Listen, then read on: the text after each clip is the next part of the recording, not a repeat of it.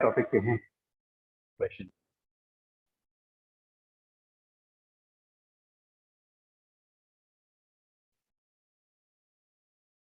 कल एक जो प्रॉपर्टी बताई गई थी कि रियल ऑब्जेक्ट और उसकी जो रियल इमेज बनती है, रियल ऑब्जेक्ट और रियल इमेज के बीच में जो मिनिमम डिस्टेंस होनी चाहिए उसको 4f कहा गया था। Yes sir. तो इसी पे लगाओगे, मतलब पहला क्वेश्चन तो इसी पे होगा कि अगर एक वॉल पर बल्ब लगा हुआ है और दूसरी वॉल जो से 3 मीटर के डिस्टेंस पर है वहां पर उसकी इमेज बनानी है।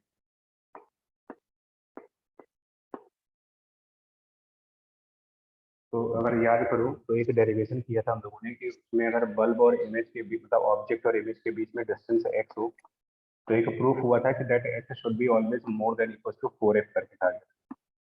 Yes sir. तो यहीं से प्रूफ कर सकते हैं कि f should be less than x/4। तो maximum f can be equal to that x/4 के हिसाब से अपना 3/4 मीटर। ये तो पहले वाले का आंसर होगा। और दूसरे क्वेश्चन की भी थ्योरिकल होती थी। इसी के जस्ट बाद में एक और आर्टिकल हुआ था।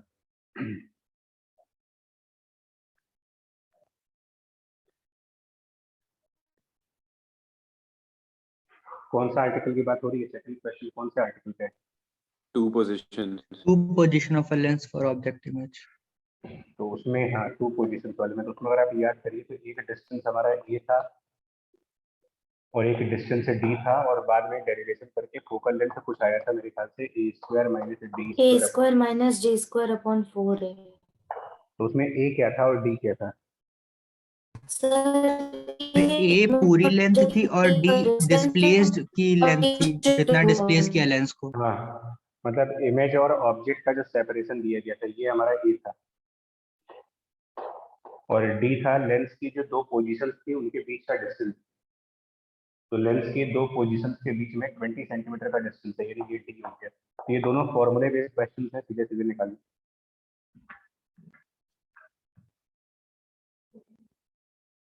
सर एक्चुअली एग्जाम्पल हो नहीं पाए थे,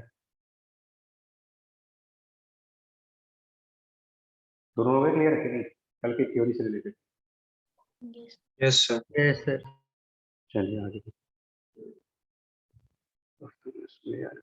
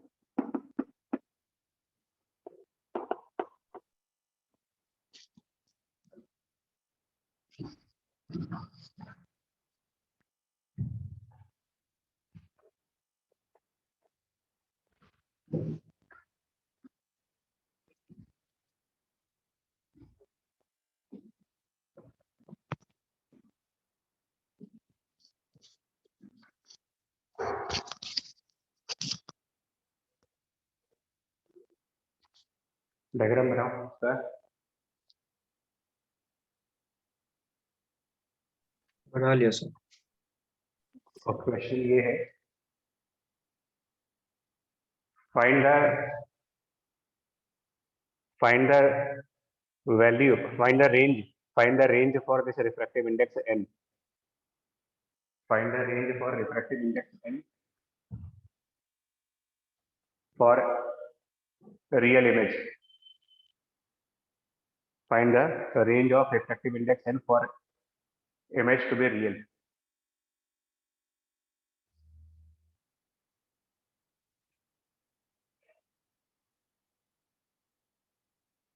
सर ये पूरा लेंस है, लेंस दो अलग अलग रखे हुए हैं? दो सर मुझे मोटा लेंस हुआ ना, थिक लेंस हो गया, तो है तो लेंस ही, बट दो सरफेस के बीच में 3r का डिस्टेंस है, तो it is a thick lens तरीके के। तो इसमें लेंस फॉर्मूला काम नहीं करेगा ना, क्योंकि लेंस फॉर्मूला जितने भी हम लोगों ने डिराइव करे थे वो थिन लेंस के लिए थे, ये मोटा लेंस है। तो इसमें बेसिक वाला आइडिया काम करेगा। बेसिक आइडिया का मतलब कि पहले सरफेस की जो इमेज बनेगी वो दूसरे सरफेस के लिए ऑब्जेक्ट का काम करेगी। ये वाले प्रिंसिपल से सॉल्व करो।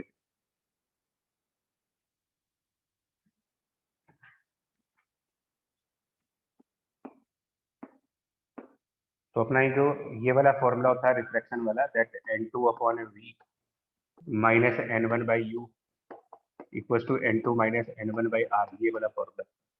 तो इसको यूज करिए फॉर द फर्स्ट सरफेस। पहले सरफेस के लिए इस फॉर्मूले को अगर यूज किया जाए तो देखो क्या क्या रिजल्ट्स बनेंगे, n2 n1 और बाकी सब कैसे लिखोगे।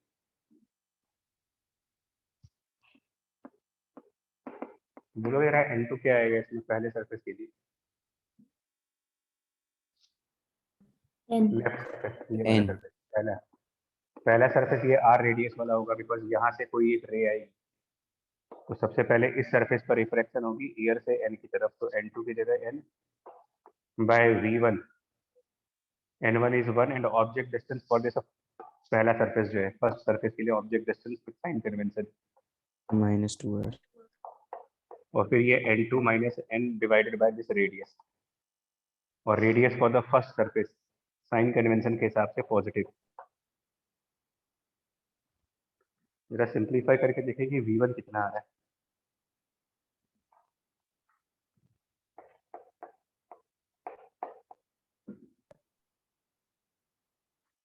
To n r upon 2n-3।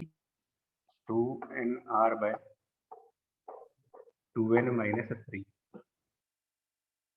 ठीक है। और जो रूल होता है कि पहले सरफेस की जो इमेज बनेगी वो दूसरे वाले सरफेस के लिए एक ऑब्जेक्ट का काम करेगी, तो नाउ सेम फॉर्मूले का यूज करेंगे फॉर द सेकंड सरफेस।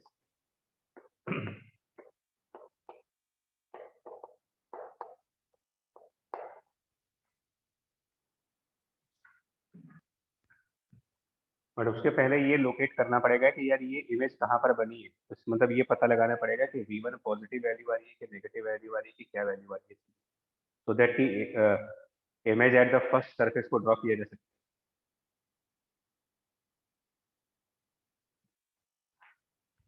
तो अब इसमें दिक्कत क्या है ना कि रिफ्रैक्टिव इंडेक्स एन ही अननोन है, जो निकालना है यही क्वांटिटी अननोन है।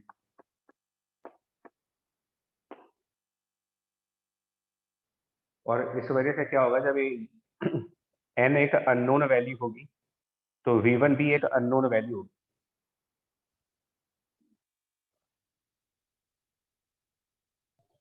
मतलब कि ये बता, मतलब v1 पॉजिटिव आएगा या नेगेटिव आएगा ये एक्चुअली डिसाइड नहीं हो सकता, क्योंकि जब तक रिफ्रैक्टिव इंडेक्स की वैल्यू सामने नहीं आएगी तब तक कैसे बताओगे।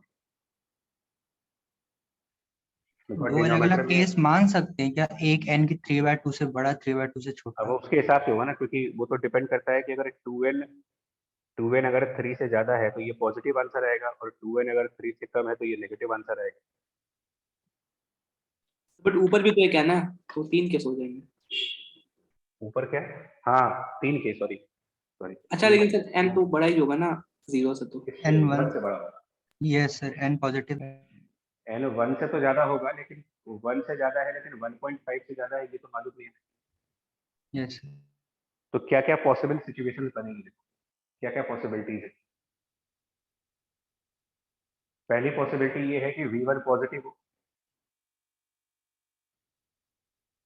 और उसमें भी एक पॉसिबिलिटी आएगी, पॉजिटिव में भी 2 पॉसिबिलिटीज हो। तो v1 पॉजिटिव है और 3r से बड़ा या छोटा है उसकी 3r से ज्यादा है या फिर 3r से कम है। तो अगर हम पहली पॉसिबिलिटी ये मान लें कि v1 is positive, consider the first possibility, let v1 is positive and also V1 is less than 3R। पहला केस ये माने, क्योंकि इस केस में क्या होगा, ये वाला एजम्पशन मानेंगे तो फिर पहले सरफेस का रे डायग्राम ऐसे बनेगा, यानी पहले सरफेस की इमेज पॉजिटिव साइड पर दिखाएंगे और 3R से कम डिस्टेंस पे दिखाएंगे, यानी ये लाइट रे रिफ्रैक्शन के बाद कुछ ऐसे दिखाओ। यहाँ पर हुआ हमारा पहला इमेज I1,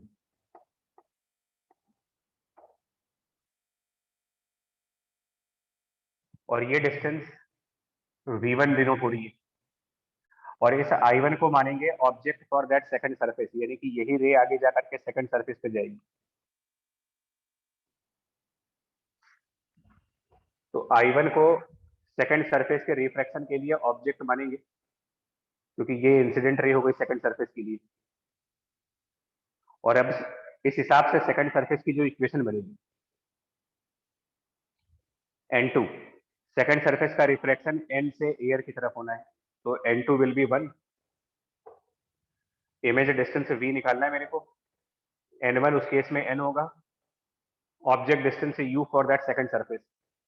सेकंड सरफेस का ऑब्जेक्ट डिस्टेंस सेकंड सरफेस और I1 के बीच का डिस्टेंस, सेकंड सरफेस और I1 के बीच की जो डिस्टेंस होगी वो 3R माइनस V1, यानी वो डिस्टेंस हो जाएगी 3R minus 2NR divided by 2N minus 3। And overall इसके आगे साइन क्या लगाएंगे, ऑब्जेक्ट डिस्टेंस के आगे का साइन सेकंड सरफेस के लिए, if I1 is Negative. Negative. और N2 minus N1 divided by radius of second surface R/2। ये इक्वेशन बनेगी।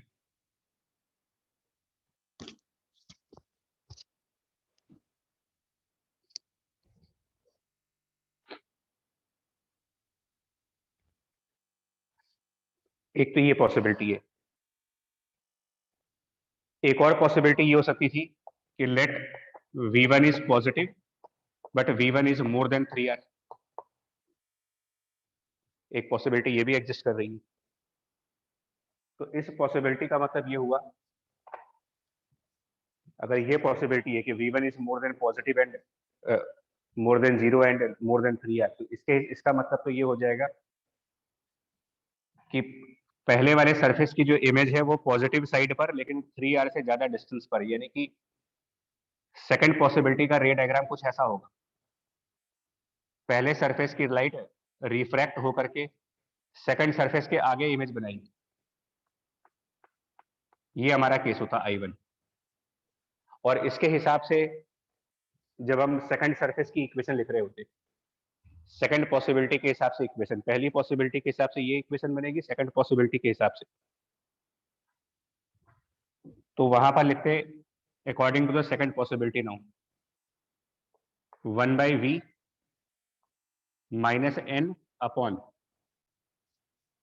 Now object distance second surface के पोल से I1 तक का होता है, ये डिस्टेंस ऑब्जेक्ट डिस्टेंस होता है। और जब हमने ये मान लिया है कि V1 3R से बड़ा है, तो यानी कि ये पूरा डिस्टेंस आपको V1 करना पड़ेगा, ये पूरा V1। सो V1 माइनस 3R,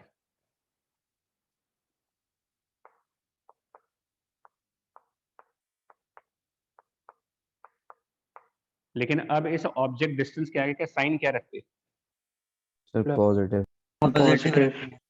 पॉजिटिव, और equals to 1 minus N upon R/2।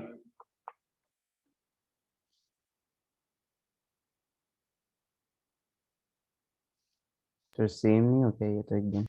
Yes, sir. वो इक्वेशन वही बन गई। और एक पॉसिबिलिटी और है भी, देखो इसको नोट कर ले। तीसरी पॉसिबिलिटी ये होती कि V1 नेगेटिव आता है, तो उस तीसरी पॉसिबिलिटी का रे डायग्राम ऐसे होगा, थर्ड पॉसिबिलिटी का रे डायग्राम, जिसमें अगर हम ये मान लें कि V1 नेगेटिव आएगा, यानी कि फर्स्ट सरफेस की इमेज लेफ्ट साइड पर बनेगी,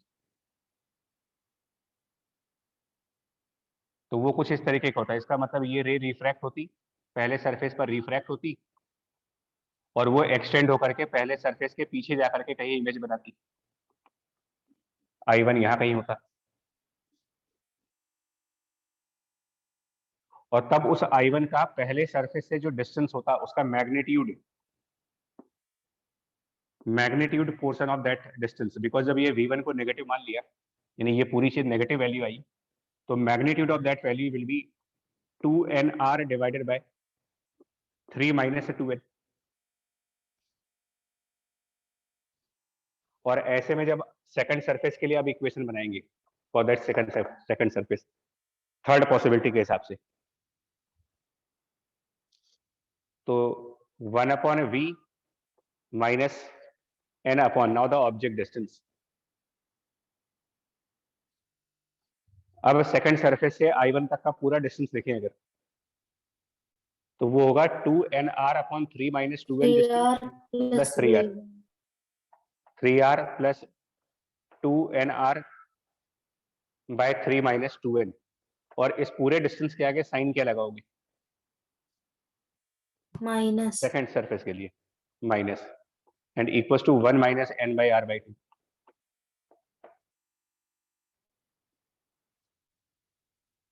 अब जरा चेक करो, ये तीनों सेम। तीनों इक्वेशंस एक ही बनेगी।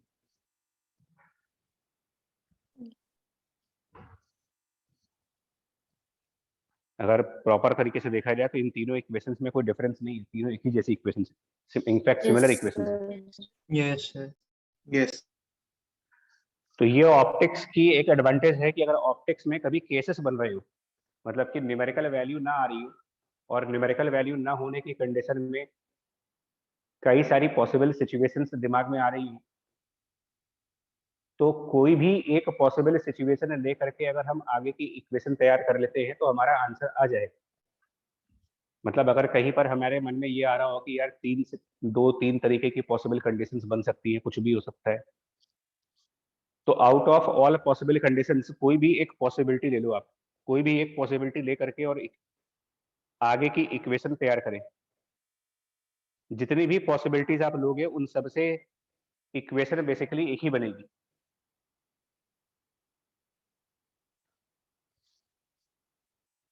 मतलब ये यूज हम करते हैं जब न्यूमेरिकल वैल्यू ना हो क्वेश्चन में, बिकॉज न्यूमेरिकल वैल्यू होती फिर तो ये प्रॉब्लम ही नहीं होती। न्यूमेरिकल वैल्यू होती तो हमें मालूम होता है कि v1 कितना आ रहा है, बट नॉन न्यूमेरिकल वैल्यू यानी सिंबॉलिकली सिंबल्स के फॉर्म में क्वेश्चन दिया जा रहा है और डिसाइड करना टफ हो रहा है कि पहले सरफेस की इमेज कौन से साइड पर बनी हुई है। तो कोई भी एक केस अपना मान लो और उस हिसाब से आगे वाले सरफेस की इक्वेशन बनाओ। और ये सामने एग्जांपल में ये प्रूफ है कि सबसे इक्वेशंस एक ही बनेगी। अब इससे v सॉल्व करते कितना आएगा, इसको सिंप्लीफाई करके v निकालना है। तो कोई भी एक इक्वेशन ले लो, सब एक ही इक्वेशंस हैं। इन सारी इक्वेशंस को जब सिंप्लीफाई करेंगे तो v की वैल्यू चेक करना है, शायद ये वैल्यू आ रही है। Value for v is coming is 9 minus 4n into r upon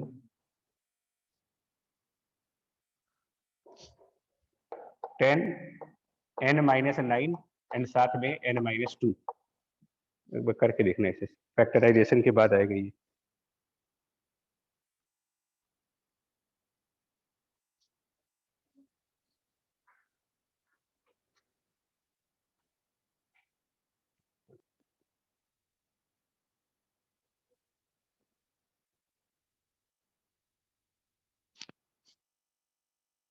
इसको सॉल्व करो, सॉल्व करने के बाद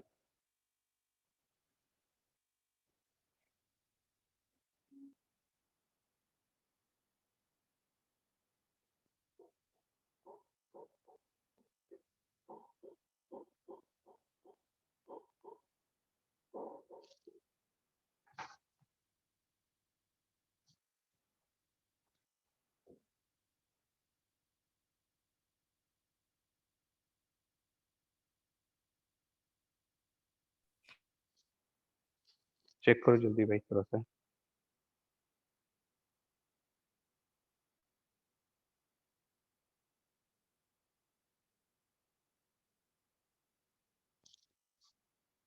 यस सर यही आ रहा है।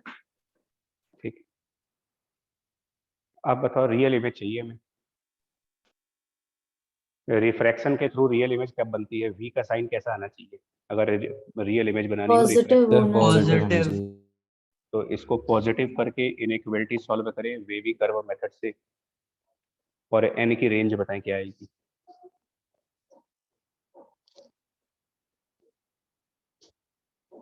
इनइक्वलिटी सॉल्व करके range of n।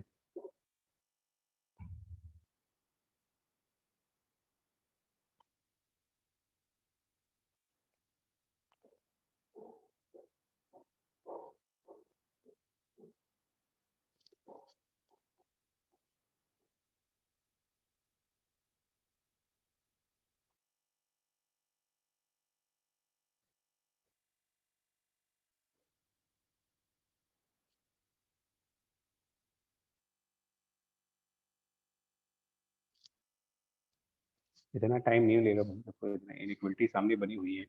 Wavy curve method maths में पता है।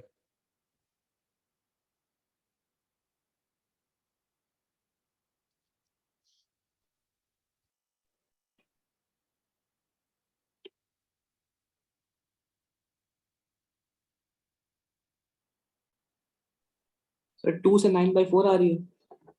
सर 0 से 9/10 और 2 से 9/4। तो 0 से 9/10 नहीं बोलेंगे क्योंकि वो तो ऑब्वियस है। Yes sir.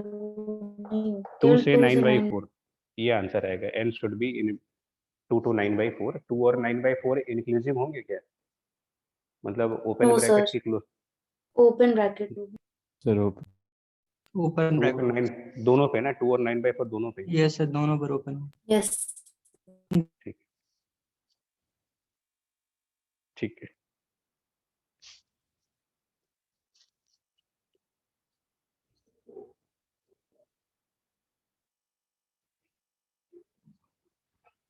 तो इसके एग्जाम्पल का पर्पज सिर्फ इतना था कि अगर ऑप्टिक्स में न्यूमेरिकल वैल्यू ना होना और उसके बाद डिसाइड करना हो कभी भी नॉन न्यूमेरिकल वैल्यूज में, तो केसेस बनेंगे दिमाग में, कई सारे केसेस आएंगे। जो भी केस आपके दिमाग में आ रहा हो, कोई एक केस ले करके और आगे इक्वेशन तैयार करना स्टार्ट कर दो, बट साइन कन्वेंशन उसी हिसाब से करेंगे। जैसे इसी का एक आर्टिकल और दिखा रहे हैं, इसी तरीके का एक आर्टिकल, वो है इस टॉपिक से रिलेटेड है, deviation by a thin lens.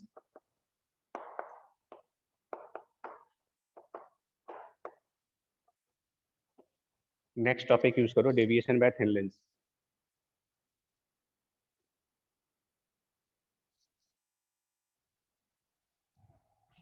देखिए, अगर थिन लेंस में, थिन लेंस जिसकी फोकल लेंथ f हो और उसमें एक पैरेलल रे आ रही हो, ray coming parallel to the principal axis अगर आए फॉर अ थिन लेंस, तो थिन लेंस अगर कन्वर्जिंग होगा तो रे को कन्वर्ज करेगा और डाइवर्जिंग होगा तो रे को डाइवर्ज कर देगा ही।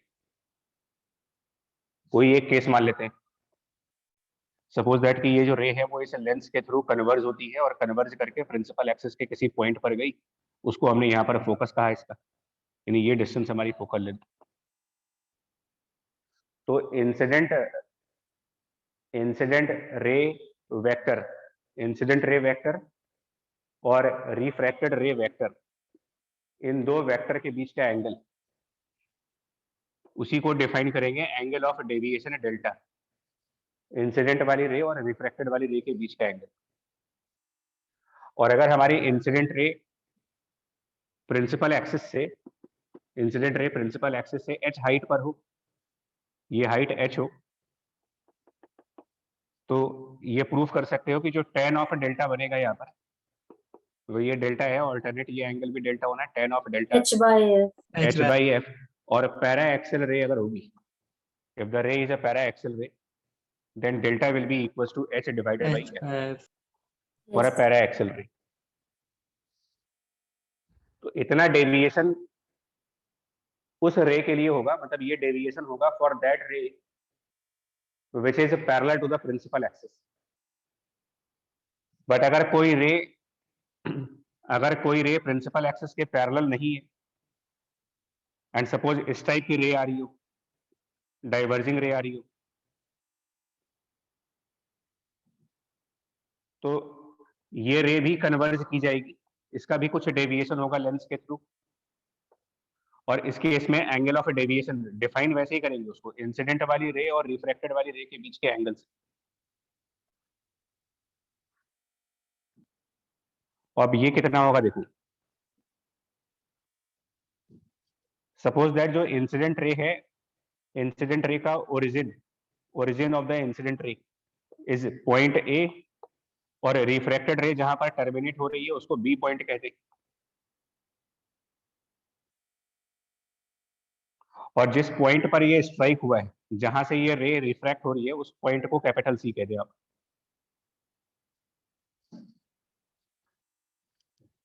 अगर एंगल सी ए बी इसको अल्फा डिनोट करे और एंगल सी बी ए इसको बीटा डिनोट करे,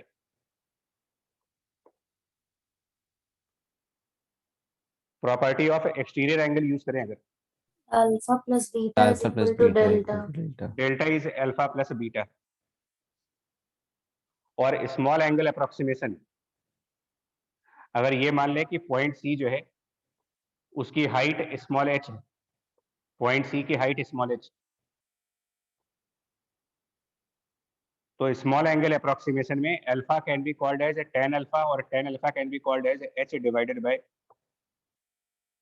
इसको कुछ d नाम दे देते हैं, तो tan alpha will be h divided by AD। And beta similar तरीके से बीटा मीन्स tan बीटा, जो कि लिख सकते हैं h divided bye BD। This is the value of delta. But वहीं पर लेंस का यूवी इक्वेशन लगाएं, अगर हम लेंस की यूवी इक्वेशन यूज करें 1/v minus 1/u equal to 1/f,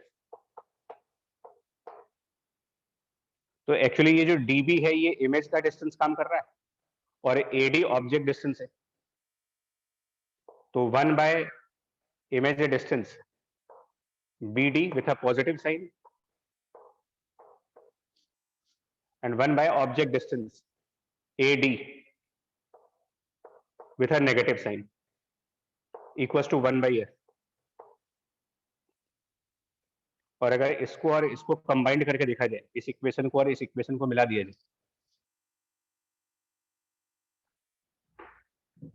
तो इन दोनों को साइमल्टेनियसली अगर क्लब किया जाए तो इजीली ये प्रूव कर सकते हो कि delta is again h/f।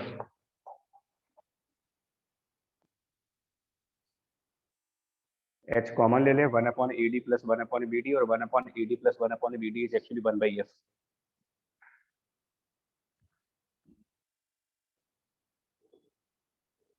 Means ये हुआ कि डेविएशन पैरेलल रे का और डेविएशन डाइवर्जिंग रे का, and even for converging ray भी ऐसे ही होगा।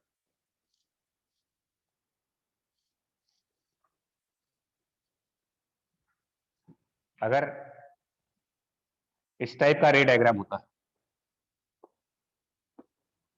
कोई रे इस लेंस पर पहले से ही कन्वर्जिंग फॉर्म में आ रही थी,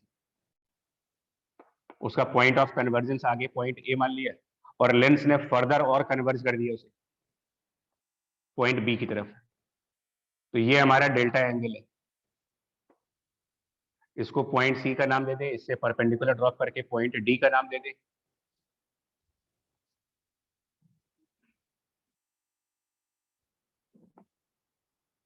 और अगर पॉइंट ए पर जो एंगल बन रहा है उसे अल्फा माने और पॉइंट बी पर जो एंगल बन रहा है इसे बीटा मान ले। एक बार फिर एक्सटीरियर एंगल प्रॉपर्टी लगाएं अगर, तो यहां पर बनेगा delta equals to beta beta minus alpha. Minus alpha, और उनको tan बीटा और tan अल्फा से रिप्लेस करें अगर, और CD की हाइट h मान लें,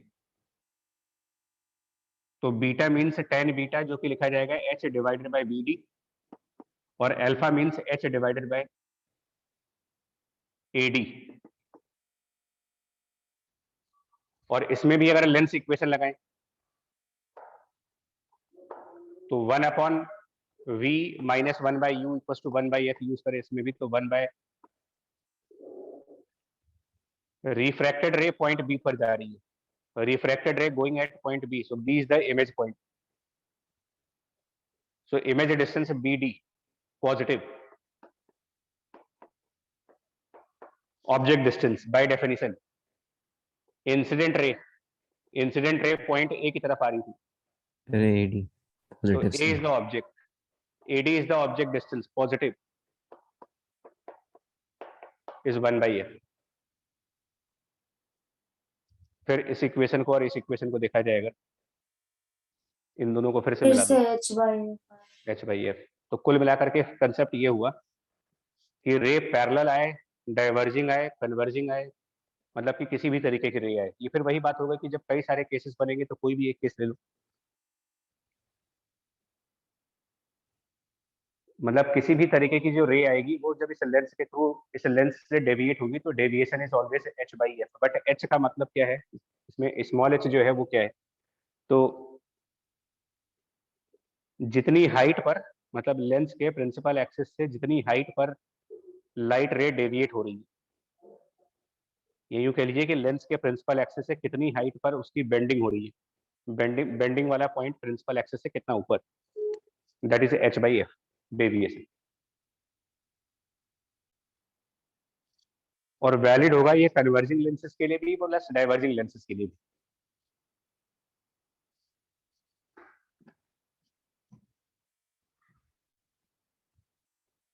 now deviation by more than one lens अगर निकालना हो, डेविएशन बाय 2 लेंसेज,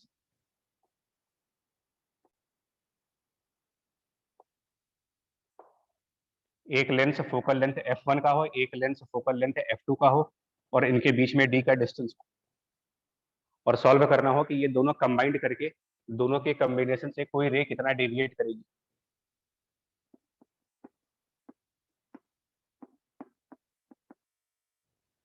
कॉमन मतलब एक टोटल डेविएशन फाइंड करना है, total deviation by these 2 lenses.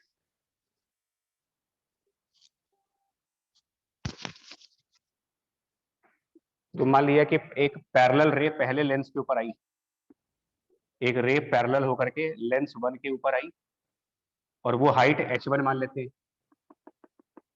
h1 height पर पहली लेंस पर आई,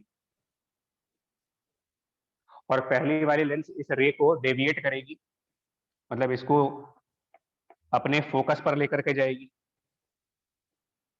अब इसमें भी वही प्रॉब्लम है कि हमें ये नहीं मालूम है कि पहली लेंस का जो फोकल लेंथ है वो d से ज्यादा है या d से कम है।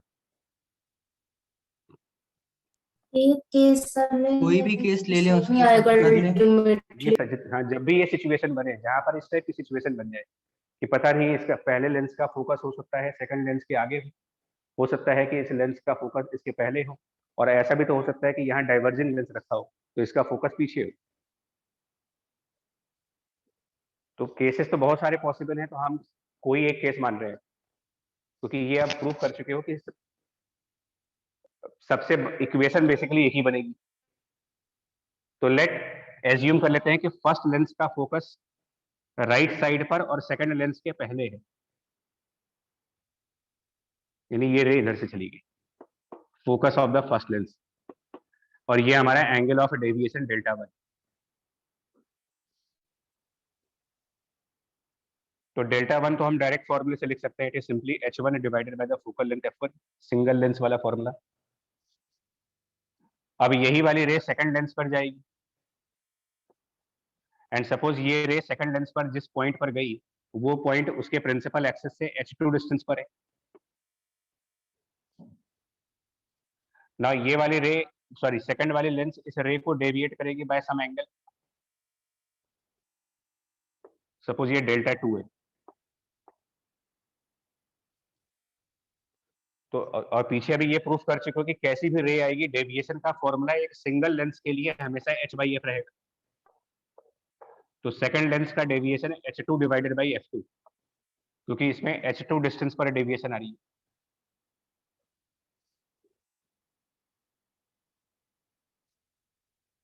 और टोटल डेविएशन मतलब कि नेट डेविएशन अगर देखें तो अपने डायग्राम के हिसाब से देखो कि क्या दोनों डेविएशंस का सेंस एक बन रहा है या फिर कोई क्लॉकवाइज Opposite. क्लॉकवाइज बन रहा है। तो हमारा एक डेविएशन क्लॉकवाइज आ रहा है और एक Opposite. डेविएशन एंटी क्लॉकवाइज आ रहा है। तो अगर हम क्लॉकवाइज को पॉजिटिव साइन कन्वेंशन पे लेके चले और एंटी क्लॉकवाइज को नेगेटिव रखें तो हम कहेंगे total deviation will be Δ1 minus Δ2 which is h1 by f1 minus h2 by f2।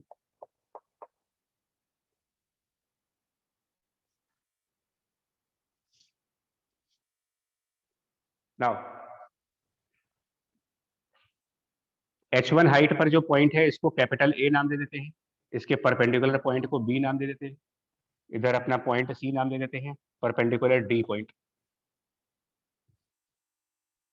ये भी प्रूफ कर सकते हो कि जो ट्रायंगल ABF1 है, the triangle ABF1, similar triangles है sir, F1 Similar triangles DC हैं, और CD F1 F1, AB। ABF1 और CDF1 सिमिलर ट्रायंगल्स, और इनके सिमिलरिटी से, इन दो सिमिलर ट्रायंगल्स की वजह से ये लिख सकते हैं कि H2/H1 मतलब कि CD upon AB will be DF1 upon BF1। और ये अगर फर्स्ट लेंस का फोकस है तो डिस्टेंस, ये डिस्टेंस फर्स्ट लेंस की फोकल लेंथ F1 है, तो आगे की जो डिस्टेंस होगी D और F1 के बीच में वो small d minus F1, so it is d minus F1 and divided by F1। ये इक्वेशन आई समझ में, H2/H1 वो वाली, साइड्स का रेशियो सिमिलर होता मतलब हाँ। है। और यहाँ से H2 की वैल्यू, यहाँ से H2 की वैल्यू को यहाँ पर लेकर के आओ, मतलब H2 एलिमिनेट करना चाहते हैं, फाइनल आंसर H1 के फॉर्म में चाहते हैं।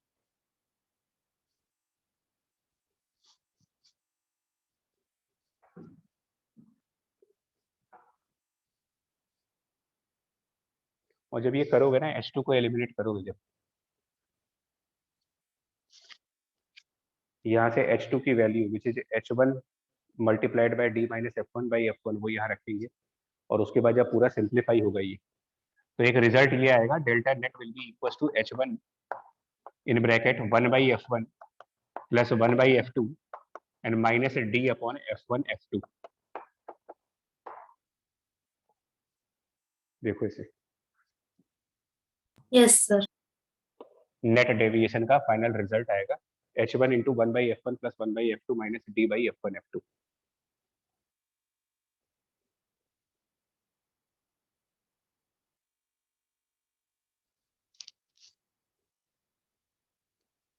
Yes sir.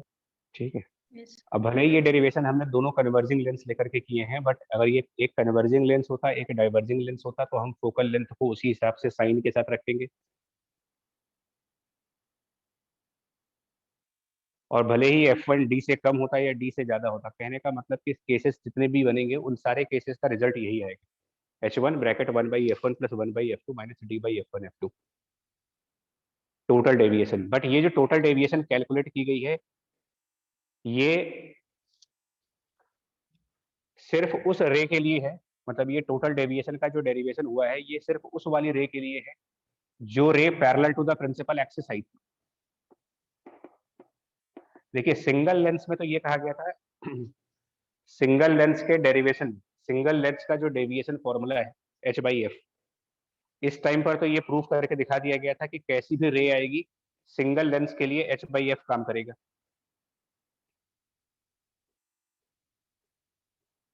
But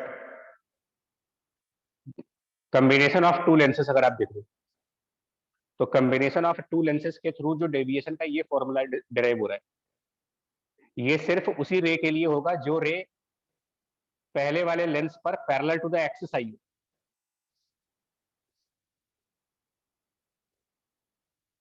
otherwise result कुछ और आएंगे, डेविएशन के फॉर्मूले कुछ और आएंगे, और आप सोच सकते हो क्यों आएंगे। नोटिस करिए यहां से यहां तक का डिस्टेंस D माइनस F1 लिया गया है, ये जो रिलेशन है इसमें हमने ये distance D minus F1 choose किया है।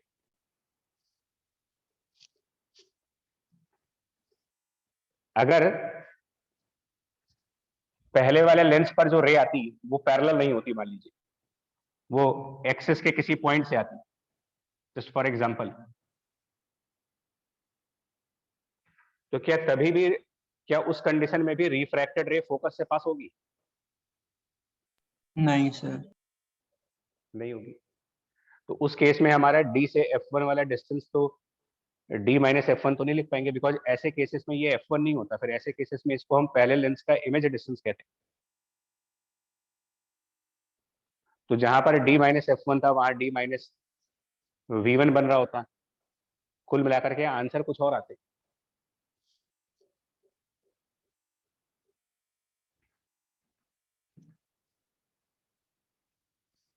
तो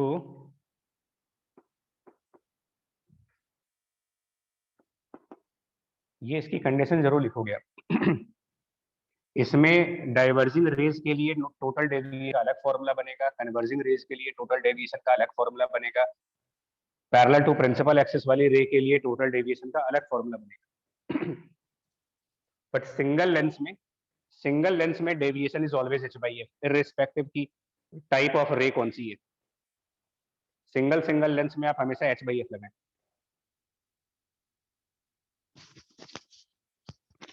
बात आई समझ गई ये वाली? Yes, sir. Yes. और यहाँ पर इस रिजल्ट को सिंगल लेंस से कंपेयर करते हैं, ये रिजल्ट कंपेयर करते हैं with the result of a single lens. तो single lens is h by F. तो इस रिजल्ट को कंपेयर करो with the result of deviation by a single lens. तो उस कंपैरिजन से ये कहते हैं ये जो पूरा टर्म आ रहा है 1/f1 plus 1/f2 minus d by f1 f2, this is 1 upon some kind of equivalent focal length.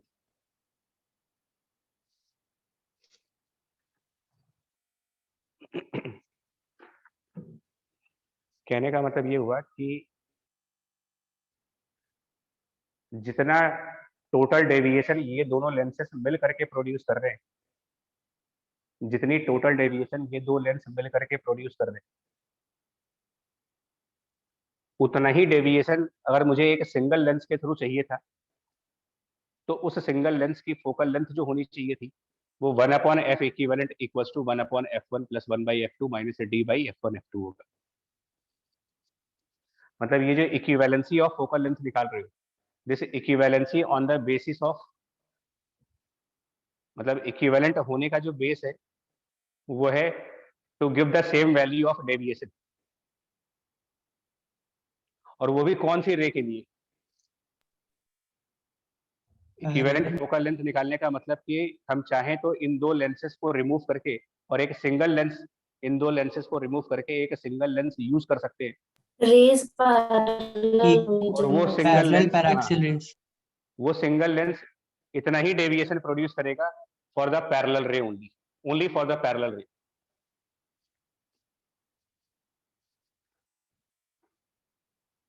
मतलब इक्विवेलेंट किसी रिजल्ट को लेकर के बनता है, equivalent with respect to the deviation he.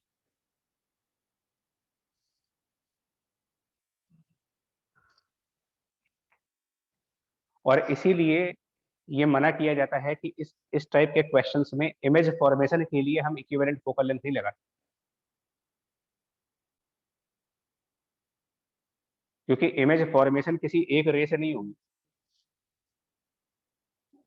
Image formation के लिए कम से कम दो रे चाहिए होती है, और ये इक्विवेलेंट फोकल लेंथ जो कैलकुलेट हो रही है ये स्पेसिफिकली उस रे के लिए कैलकुलेट हो रही है जो parallel to the principal axis.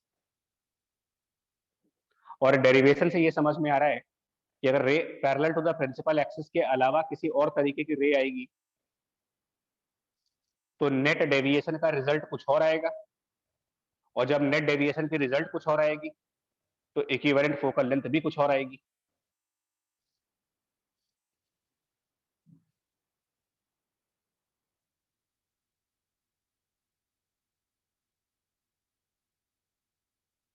और इसीलिए ये कहा जाता है कि जब दो लेंसेस किसी डिस्टेंस पर रखे गए हों तो फॉर्मेशन ऑफ इमेज वाले न्यूमेरिकल में क्या करना होता है, इमेज फॉर्म करने के लिए हमेशा वो प्रोसेस लगाइए कि पहले लेंस के लिए इमेज कैलकुलेट करी जाएगी और पहले लेंस की जो इमेज बनेगी वो दूसरे वाले लेंस के लिए ऑब्जेक्ट का काम करके फिर दोबारा यहाँ पर लेंस इक्वेशन लगाएंगे। मतलब पॉइंट ये है कि इक्विवेलेंट फोकल लेंथ का यूज इमेज फॉर्मेशन में नहीं करोगे आप। इक्विवेलेंट फोकल लेंथ का यूज इमेज फॉर्मेशन में तभी किया जाता है जब दो लेंसेस कांटेक्ट में रखे गए हैं।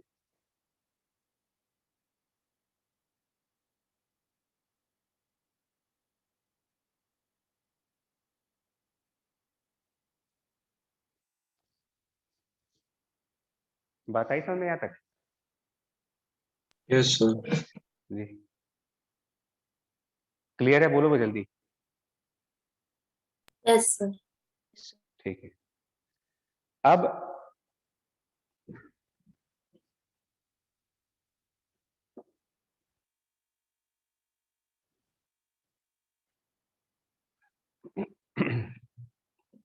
हम लोग को एक कंडीशन डिराइव करनी है यहाँ पर, कंडीशन ऑन दिस डी, मतलब जो सेपरेशन है उसके ऊपर एक कंडीशन चाहिए, और इस बात के लिए कंडीशन चाहिए कि हमारा टोटल डेविएशन 0 है। मतलब ये दो लेंसेज कितने डिस्टेंस पर रखे जाए कि टोटल डेविएशन 0 आ जाएगा। तो करके देखो आप, ये है total deviation, put it equal to 0 value. वो चेक करते हैं डी की वैल्यू f1 और f2 के फॉर्म में क्या आ रही है। F1 plus F2।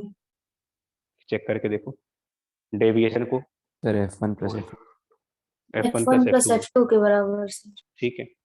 इसका मतलब अगर दो लेंसेज के बीच का डिस्टेंस f1 प्लस f2 होगा तो ऐसा सिस्टम 0 डेविएशन प्रोड्यूस करेगा। और 0 डेविएशन प्रोड्यूस करने का फिजिकल मतलब वापस पैरेलल चली जाएंगी। वापस पैरेलल। कि जो रे पैरेलल जाएगी वो पैरेलल ही बाहर आएगी यहाँ से। Parallel ray will come out as a parallel रे।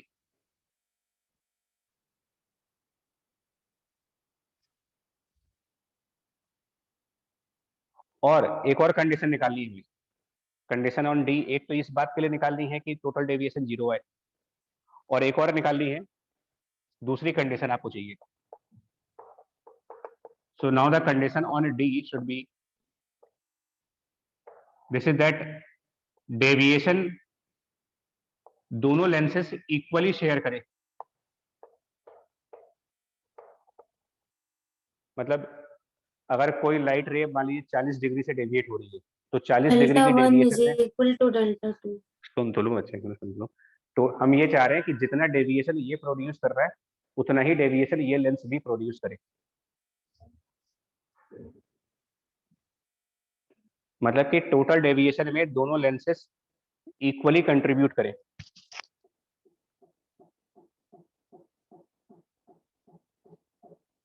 निकालो जरा क्या आंसर आएगा।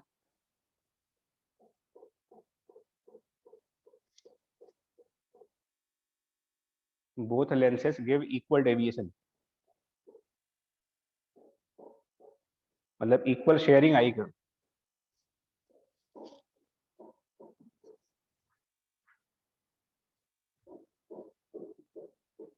तो इसका मतलब फिर ये हो जाना चाहिए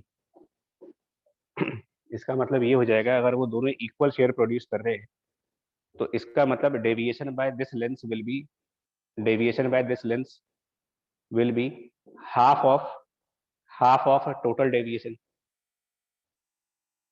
या यूं कह लीजिए कि this total deviation should be equals to 2 times deviation by the first lens which is h1 by f1। और इससे d कितना, F1 minus F2 आ रहा है क्या? f1 minus f2 आएगा।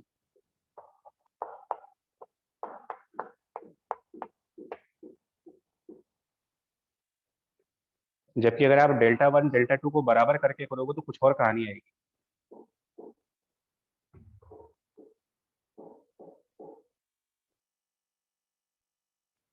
एक्चुअली यहाँ पर ये मतलब नहीं है कि डेल्टा 1 इक्वल टू डेल्टा 2। ये जो स्टेटमेंट है इसका मतलब ये हुआ कि डेल्टा 1 और डेल्टा 2 की मॉडुलस सेम आए बट वो सेम डायरेक्शंस में भी है।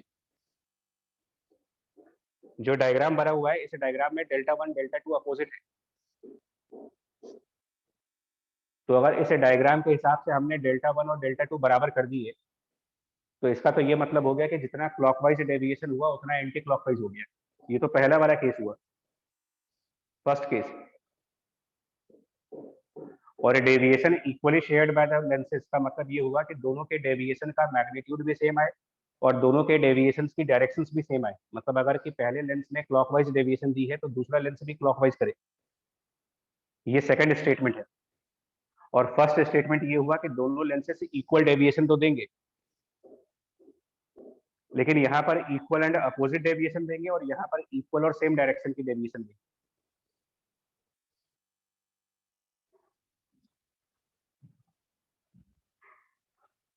इसको न्यूमेरिकली देखो।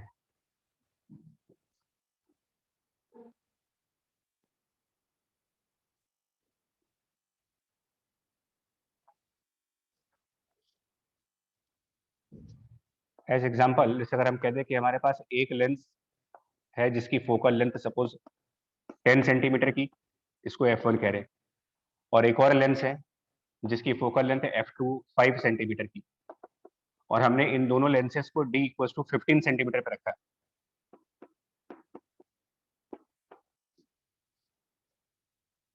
तो ये केस कौन सा बना, d इक्वल टू 15 सेंटीमीटर पे अगर केस रख रहे हैं, सिंपली f1 प्लस f2 का केस लेके चल रहा है। तो इस केस में सिचुएशन ये नेट बनेगी। डेविएशन जीरो नेट डेविएशन हाँ, जीरो। तो लेकिन कैसे होगा वो देखो। अगर कोई लाइट रे हमने पहले वाले लेंस पर डाली, कोई एक ray parallel to the axis first lens पे गई, और ये समझ भी सकते हैं ऐसा क्यों होगा, क्लियर भी है। सर वो सेकंड वाले के लिए फोकस से फोकस पास पे करेगा पड़ेगी तो पैरेलल ही एक्चुअली निकल सर, वो जाएगा। एक्चुअली F1 क्या हो होगा, जाएगा दूसरे वाले। लेंस वन का सेकंड फोकस जो कि 10 सेंटीमीटर पे आएगा, और लेंस टू का फर्स्ट फोकस वन साइड नहीं करके। Yes sir. Yes sir. तो ये रे पहले वाले लेंस के सेकंड फोकस से गई, और यही पॉइंट सेकंड लेंस का अगर फर्स्ट फोकस बन जाए, तो ये रे सेकंड लेंस से जब निकलेगी तो फिर पैरेलल हो जाएगी। ये डेफिनेशन थे फर्स्ट और सेकंड फोकस की। भाई ये डिस्टेंस आपका f1 बनेगा और इधर वाली डिस्टेंस f2 होगी। और वहीं पर अगर एक और पैरेलल रे सिमिलरली प्रिंसिपल एक्सिस के नीचे के साइड से दिखाएं अगर, तो इसका भी कुछ ऐसे ही डायग्राम बने ऊपर से पैरेलल। इस तरीके से। इस और ये पूरी सेटअप कहलाती है हमारे लिए बीम एक्सपेंडर। ये सेटअप यूज होता है एज बीम एक्सपेंडर, कि अगर आप एक पैरेलल बीम ऑफ लाइट भेजोगे तो पैरेलल बीम ही बाहर आएगी। बट इस पैरेलल बीम का जो डायमीटर होगा, अगर इस बीम का डायमीटर यहाँ पर d1 हो और एग्जिट वाली बीम का डायमीटर d2 हो, if this diameter is d2, तो parallel beam will come out as parallel beam, parallel beam will come out as parallel beam, but उस बीम की डायमीटर बदल चुकी होगी।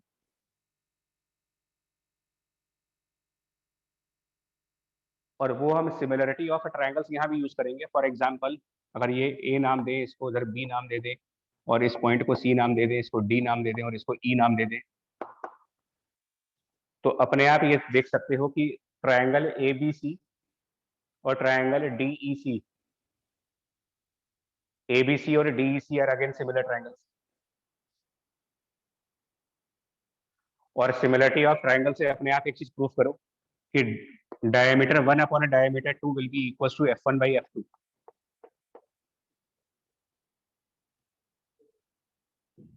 हो जाएगा प्रूफ या नहीं होगा ये? Yes sir. Similar triangles properties. और इस हिसाब से जो d2 डायमीटर होगा वो लिख सकते हैं f2 by f1 multiplied by d1। तो इस जो न्यूमेरिकल वैल्यूज हमने अभी रखी है, उस न्यूमेरिकल वैल्यू के हिसाब से, जो हमारी न्यूमेरिकल वैल्यू है इसके हिसाब से 5/10, मतलब ये वाला डायमीटर इधर वाले डायमीटर का हाफ आएगा, d2 हाफ ऑफ d1 आएगा। बट यही अगर हम पलट दें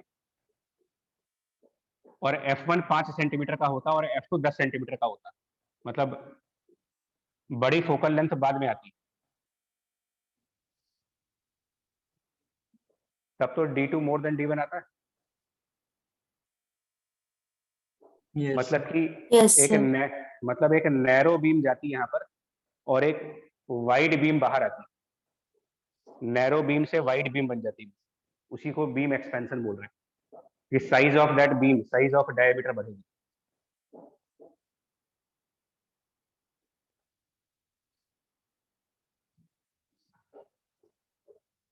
और इस केस में दोनों लेंसेस ने डेविएशन बराबर ही दिया है। ये अलग बात है कि अपोजिट दिया। अगर पहली वाले लेंस ने फॉर एग्जांपल की फर्स्ट लेंस ने जस्ट फॉर एग्जांपल मान लीजिए 5 डिग्री का डेविएशन दिया फॉर एग्जांपल, तो दूसरी लेंस भी 5 डिग्री कर रही है, एंटी क्लॉकवाइज 5 डिग्री। तो इक्वल डेविएशन का केस तो ये भी है, लेकिन इक्वल डेविएशन लेकिन अपोजिट डायरेक्शन से। इसमें हम ये नहीं कहेंगे कि डेविएशन आ रहा इक्वली, डेविएशन में इक्वल कंट्रीब्यूशन आ रहा, कंट्रीब्यूशन कहाँ आ रहा है in fact,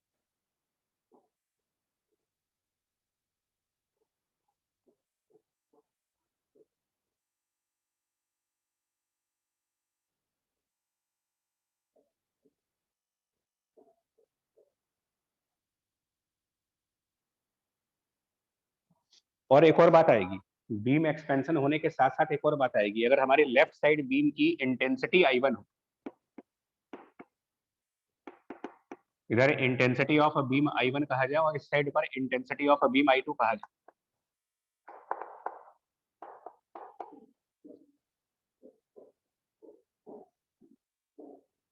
remember intensity is the power upon area. So intensity I1 multiplied by the area of a beam, pi d1 square upon 4. It is the power of left side. Or intensity I2 multiplied by area on the right side, pi d2 square by 4. Power on the right side. और ideal conditions में, ideal conditions जिसमें conservation of energy लगाओगे कि जितनी energy डाली गई थी वो सारी एनर्जी बाहर निकल गई, मतलब कि कोई रिफ्लेक्शन नहीं हुआ, कोई लाइट एब्जॉर्ब नहीं हुई। तो अगर 100% ट्रांसमिशन ऑफ लाइट मान लिया जाए कि जो लाइट भेजी वो 100% ट्रांसमिट हो गई है, तो दोनों साइड की पावर्स बराबर आएंगी। Power is energy upon time. Energy conserve है तो पावर भी कंजर्व है, और इस हिसाब से I2 by I1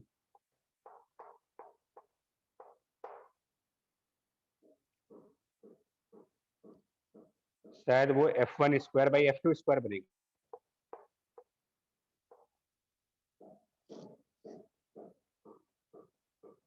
मतलब कि इस डेटा के हिसाब से एग्जिट बीम की इंटेंसिटी इंसिडेंट बीम के इंटेंसिटी से 4 टाइम्स लेस होगी। ऑब्वियसली जब बीम एक्सपैंड होगी तो इंटेंसिटी घटेगी उसकी, और नैरो बीम ज्यादा इंटेंसिटी की होगी।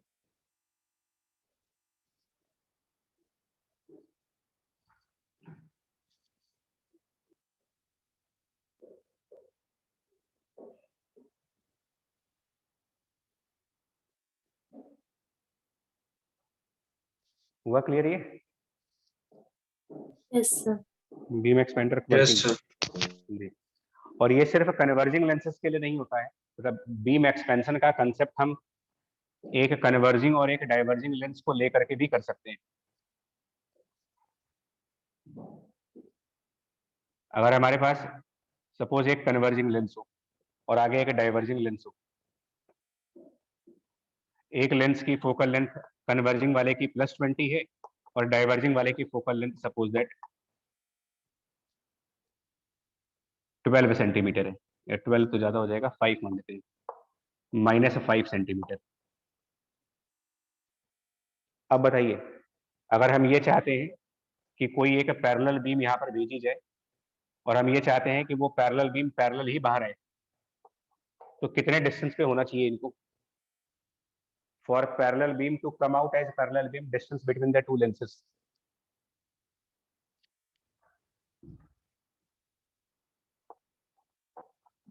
Parallel beam to come out as parallel beam means zero deviation का केस है ये, एंड जीरो 15 डेविएशन, सेंटीमीटर। फिर 15 जीरो डेविएशन के लिए D should be F1 15 + F2, लेकिन F1 F2 को विद साइन रखेंगे, 20 minus 5. With sign 15 centimetre. और इसको रे डायग्राम से कैसे समझाओगे कि 15 सेंटीमीटर की सेपरेशन पर पैरेलल लाइट पैरेलल क्यों जाएगी? देखिए, पहले वाले के सेकंड फोकस पे दूसरे का पहले टच वाले का कर देगी। फोकस 20 सेंटीमीटर पे है, focus of first lens 20 centimetre पर, ये सेपरेशन 15 सेंटीमीटर है, जिसका मतलब ये हुआ कि फर्स्ट लेंस जब इस रे को फोकस पे लाएगी तो वो फोकस सेकंड लेंस के आगे है, focus of the first lens. और याद करें तो यही पॉइंट डाइवर्जिंग लेंस का सेकंड फोकस होता है। नहीं सर, फर्स्ट फोकस हो गया ना। डाइवर्जिंग लेंस का सेकंड फोकस राइट साइड होता है, सॉरी फर्स्ट फोकस, हाँ Sir, first Yes, focus. sir, First focus होगा। होगा। फर्स्ट फोकस, और ये इसको वापस पैरेलल बना देगी। लेकिन ये बीम एक्सपेंशन नहीं हो पाएगा यहाँ पर, यहाँ उल्टा होगा actually, Beam contraction. Beam contraction बन जाएगी, क्योंकि एक्चुअली देखिए बीम एक्सपेंशन के लिए बड़ी वाली वेवलेंथ, सॉरी बड़ी वाली फोकल लेंथ आगे होनी चाहिए, एग्जिट साइड पर ज्यादा फोकल लेंथ वाला लेंस आना चाहिए।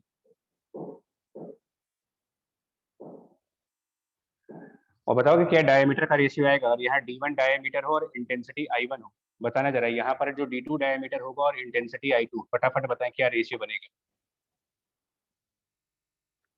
1/4 और 1/16 का डायमीटर फोकल लेंथ के हिसाब से चलती है, तो फोकल लेंथ 1/4 हो रही है, डायमीटर 1/4 आएगा। पीछे के डेरिवेशन चेक कर सकते हो, D1 D2 का रेशियो और I1 और इंटेंसिटी 16 टाइम्स फोकल लेंथ के स्क्वायर पे डिपेंडेंट है।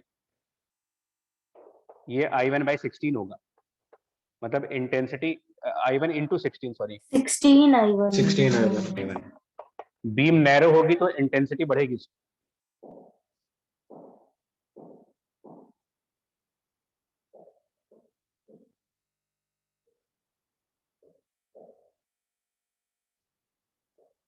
और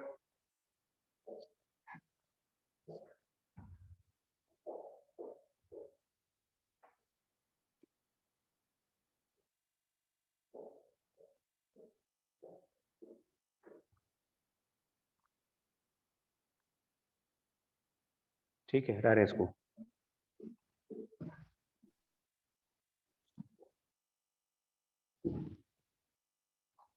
वहीं पर अगर हम सिचुएशन ये कर दें अपनी, एक लेंस ये रखें, एक लेंस और लेकर के आए। पहले लेंस की फोकल लेंथ मान लेते हैं 30 सेंटीमीटर है, दूसरे लेंस की फोकल लेंथ 10 सेंटीमीटर की है, दोनों पॉजिटिव है, मतलब दोनों ही कन्वर्जिंग लेंसेस हैं। And now the distance D is 20 centimetre, which is f1 minus f2 the case.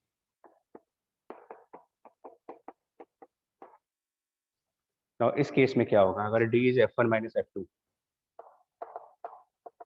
तो अब अगर यहाँ से कोई एक पैरेलल रे भेजोगे आप और यहाँ से भी एक पैरेलल रे भेजोगे, वैसे भी देख सकते हैं कि 30 centimetre focus of first lens है, तो इसका मतलब पहले वाले लेंस की फोकस कुछ ऐसे जा रही है, इधर से कुछ फोकस आ रहा है, ये दोनों पॉइंट सेकंड लेंस के आगे जाकर के फोकस करेंगे, और ये पूरा डिस्टेंस हमारा 30 सेंटीमीटर का है।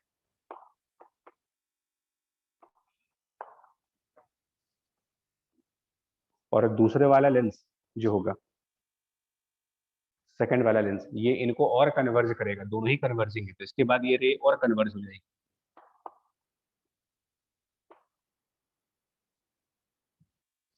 बट इस केस में सिचुएशन ये वाली बनेगी, पहले लेंस ने कन्वर्ज करने के प्रोसेस में अगर एग्जाम्पल के फॉर्म में 5 डिग्री का डेविएशन दिया था, तो दूसरी वाले लेंस ने भी कन्वर्ज करने के प्रोसेस में उतने ही एंगल का डेविएशन दिया हुआ है। ये हमारा सेकंड वाला केस था, lenses producing equal deviation in the same directions.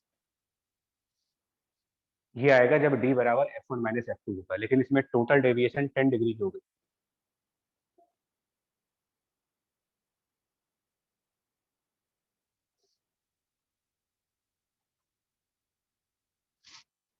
बताओ इतना देख करके जल्दी।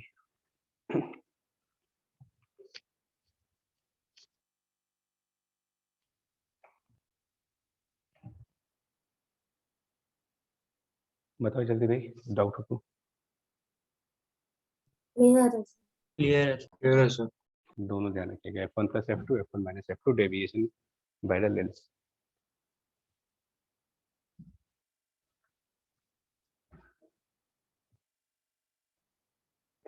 इसके बाद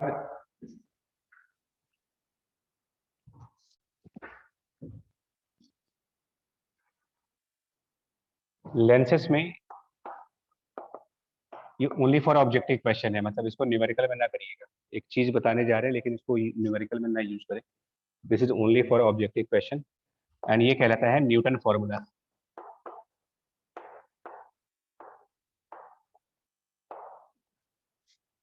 न्यूटन फॉर्मूला क्या कहता है, देखिए नॉर्मल कंडीशंस में क्या होता है कि जो थिन लेंसेस होंगी उनमें हमारा कोई ऑप्टिकल सेंटर होता है, और अगर ये कन्वर्जिंग लेंस है, एग्जांपल ऑफ कन्वर्जिंग लेंस माने अगर तो इसकी सेकंड फोकस राइट साइड पर होती है और फर्स्ट फोकस लेफ्ट साइड पर होती है। और अगर दोनों तरफ का मीडियम एक ही हो, मतलब लेंस की लेफ्ट साइड और लेंस का राइट साइड सेम मीडियम, तो जितने डिस्टेंस पर सेकंड फोकस राइट साइड पर होता है उतने ही डिस्टेंस पर फर्स्ट फोकस लेफ्ट साइड पे होती है। और ऐसी कंडीशंस में अगर हम मान लें कि कोई एक ऑब्जेक्ट हमने रखा ए बी और उसकी कोई एक इमेज बनी उधर दूसरे साइड पर,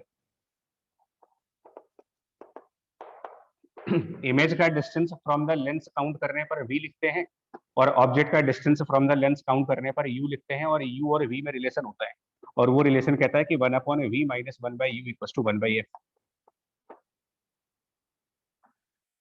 न्यूटन ने क्या कहा कि इसका एक सब्स्टिट्यूट तैयार किया उन्होंने, मतलब इस वाले इक्वेशन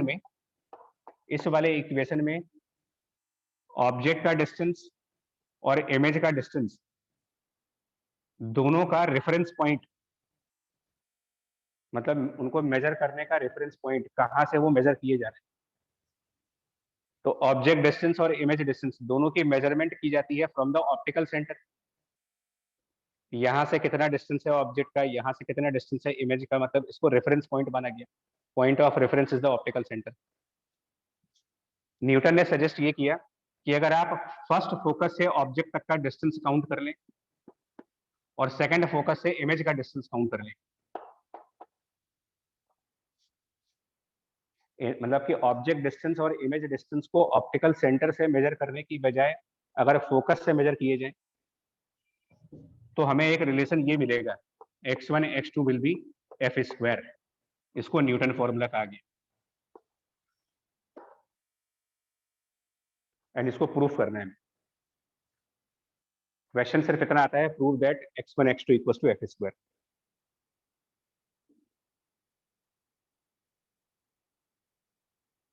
बट इसमें न्यूटन को सक्सेस मिली नहीं थी क्योंकि न्यूटन के इस मेथड में एक गलती ये हो रही, गलती तो नहीं कहोगे, प्रॉब्लम ये हो रही थी कि इन्होंने क्या कहा, ऑब्जेक्ट के लिए point of reference first focus रखा और इमेज के लिए point of reference second focus रख दिया। तो लोगों ने ये कहा कि यार एक ही न्यूमेरिकल में दो दो रेफरेंस क्यों लगा रहे। आगे किसी ने ये सजेस्ट कर दिया कि फोकस को रेफरेंस बनाने की बजाय आप ओ को रेफरेंस बना लो।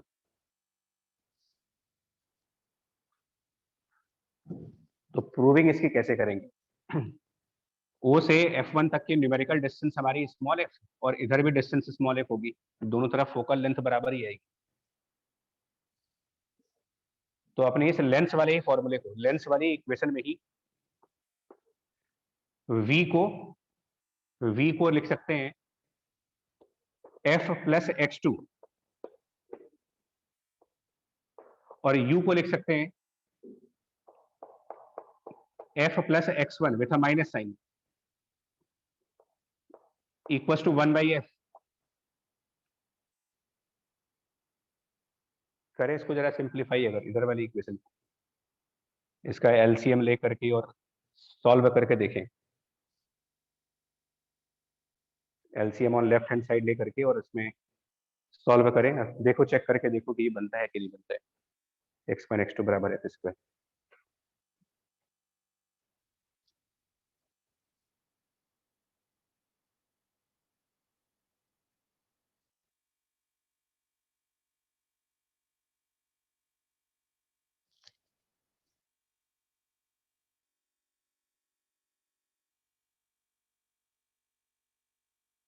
Yes sir.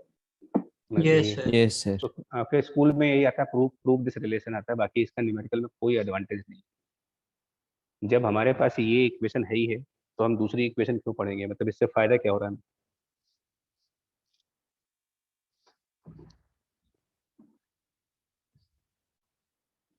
हाँ, न्यूटन थोड़े बहुत तो इंटेलिजेंट थे ही ना, थोड़े बहुत तो उनमें दिमाग था ही। तो उन्होंने ये बात जरूर कही थी, एक बात उन्होंने कही, उनको आइडिया नहीं था कि मतलब ऑप्टिक्स में थोड़ा वीक थे वो। तो उन्होंने ये कहा था कि अगर आपका ऑब्जेक्ट फर्स्ट फोकस की लेफ्ट साइड पर होगा तो आपकी इमेज सेकंड फोकस के राइट साइड होगी। मतलब ऑब्जेक्ट और इमेज फर्स्ट और सेकंड फोकस के हमेशा अपोजिट साइड्स पर मिलेंगे। if the object is on the right side of the first focus, then the image will be left side of the second focus. If the object is left to the first focus, image will be right side of the second focus.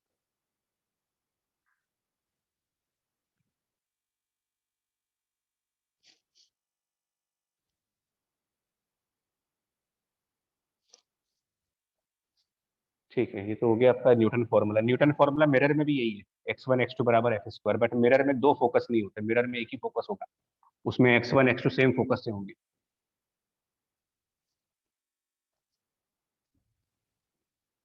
उसके बाद इसमें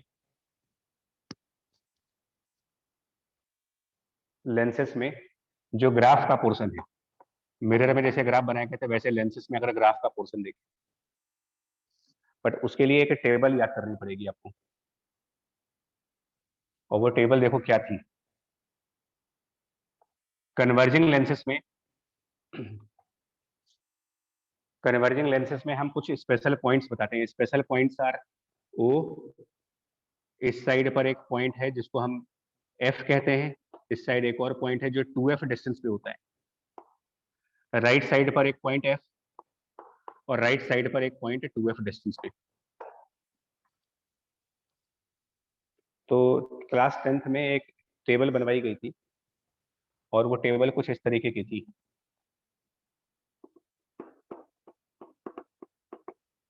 object position और उसके corresponding image वाली positions में अगर relation देखूं, तो पहला केस कहते थे कि अगर ऑब्जेक्ट की पोजीशन एट ऑप्टिकल सेंटर है, यानी very very close to the optical center, lens पे ही ऑब्जेक्ट हो सकता है कोई इंसेक्ट है, वो इंसेक्ट लेंस पे ही बैठ गया जाकर के, तो इमेज पोजीशन भी ओ पे ही आएगी। यहाँ पर न्यूटन वाला फॉर्मूला काम कर जाएगा। देखिए, ऑब्जेक्ट अगर यहाँ पर है तो वो फर्स्ट फोकस के राइट साइड है, तो इमेज सेकंड फोकस के लेफ्ट होगी, और दोनों तरफ से डिस्टेंस का प्रोडक्ट एफ स्क्वायर आना चाहिए।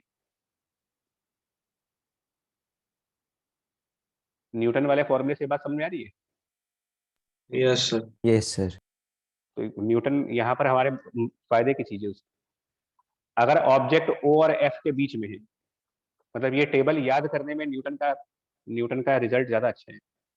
अगर object between O and F है लेफ्ट साइड पर, तो अगर आप यहाँ खुद सोचो, अगर यहाँ कहीं पर एक ऑब्जेक्ट रखो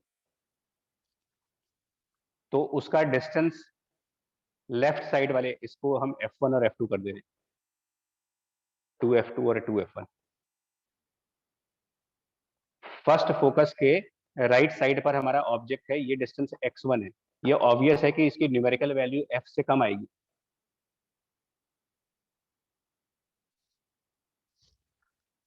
और न्यूटन का फॉर्मूला कहता है कि x2 should be equal to f square divided by x1। तो ये केस ऐसा है जिसमें ऑब्जेक्ट फर्स्ट फोकस से f से कम डिस्टेंस पर है, और अगर ये चीज लेस देन f है तो ये पूरी वैल्यू मोर देन f आएगी,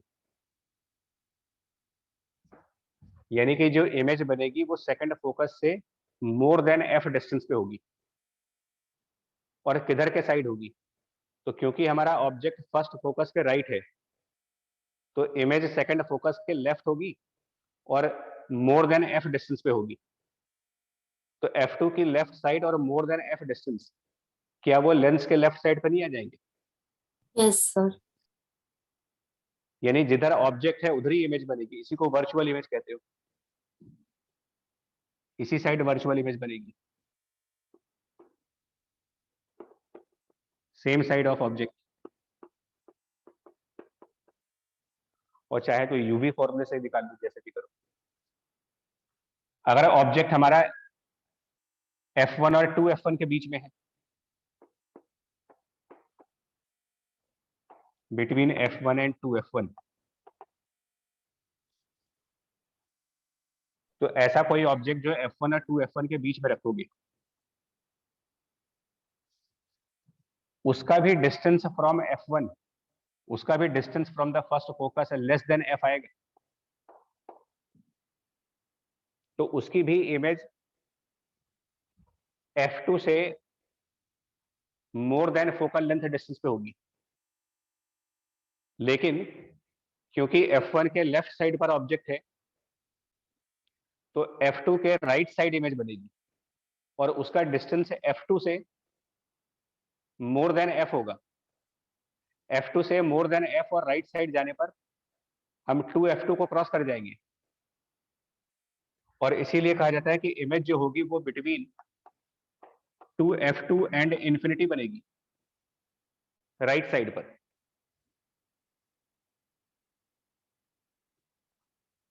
फिर आता है कि अगर ऑब्जेक्ट हमारा 2F1 पर है, तो जिस ऑब्जेक्ट को आप 2F1 पे रखोगे वो फर्स्ट फोकस से उसका डिस्टेंस x1 ये सीधा सीधा f हो जाएगा। f square by f will be f। तो अगर हमारा 2F2 पर इमेज बन जाएगी। इस टेबल को याद करने में न्यूटन फॉर्मूला काम करता है।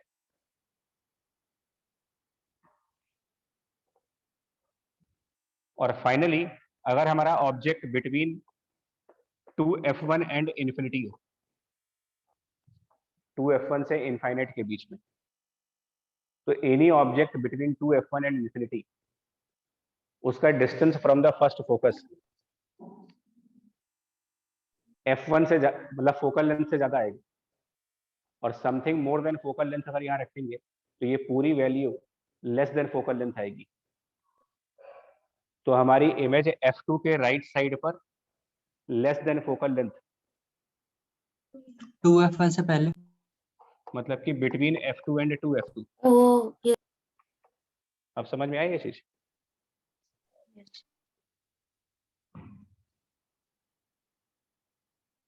आई ये चीजें समझ में? Yes sir. Yes, sir. Yes sir. या तो याद करो भाई, दो ही ऑप्शन है, या तो आपने जैसे क्लास 10th में रे डायग्राम बना करके याद किया था, तो या तो रे डायग्राम बना करके मेमोराइज करो, या न्यूटन के फॉर्मूले को सीख लो।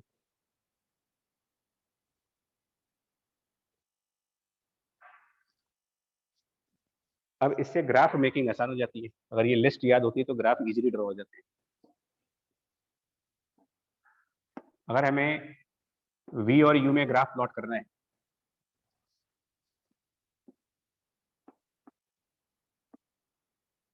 ग्राफ बड़ा बनाना पड़ेगा, रुको जरा।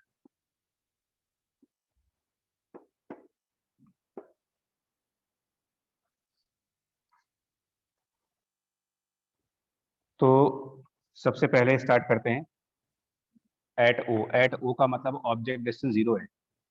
ऑब्जेक्ट डिस्टेंस 0 है तो इमेज डिस्टेंस भी 0 है, मतलब u 0 तो v भी 0। पहला पॉइंट।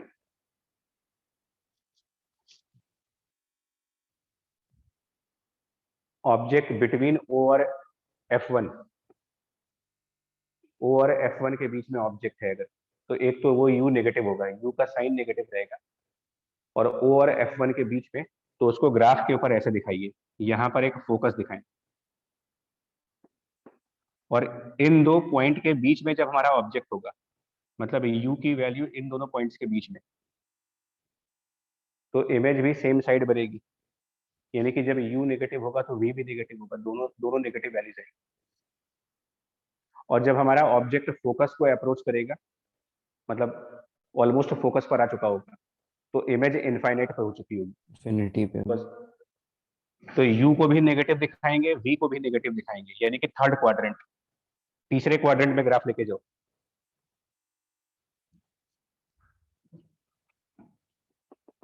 और यहां से नेगेटिव इन्फिनिटी की तरफ।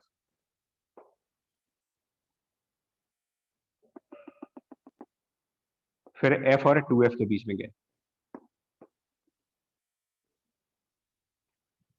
f और 2f के बीच में यहां पर जब ऑब्जेक्ट रखेंगे तो u तो नेगेटिव रहेगा, लेकिन अब इमेजेस जो हैं वो लेंस के राइट साइड हो गई, Positive.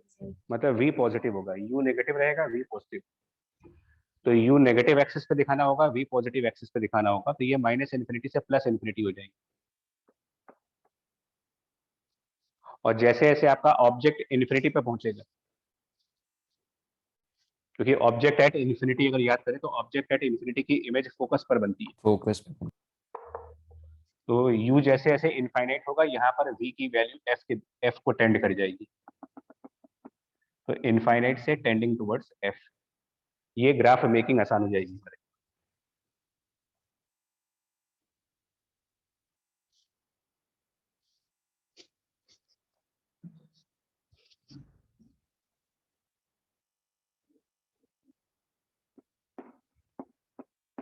एक्चुअली 2f गलत जगह दिख रहा है यार, 2f यहाँ कहीं पे होना चाहिए, बिकॉज 2f पर corresponding to 2f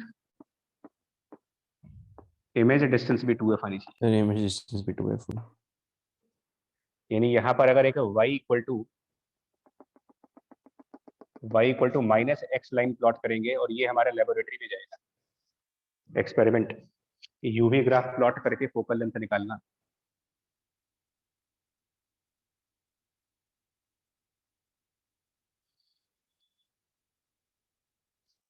graph clear हुआ ये?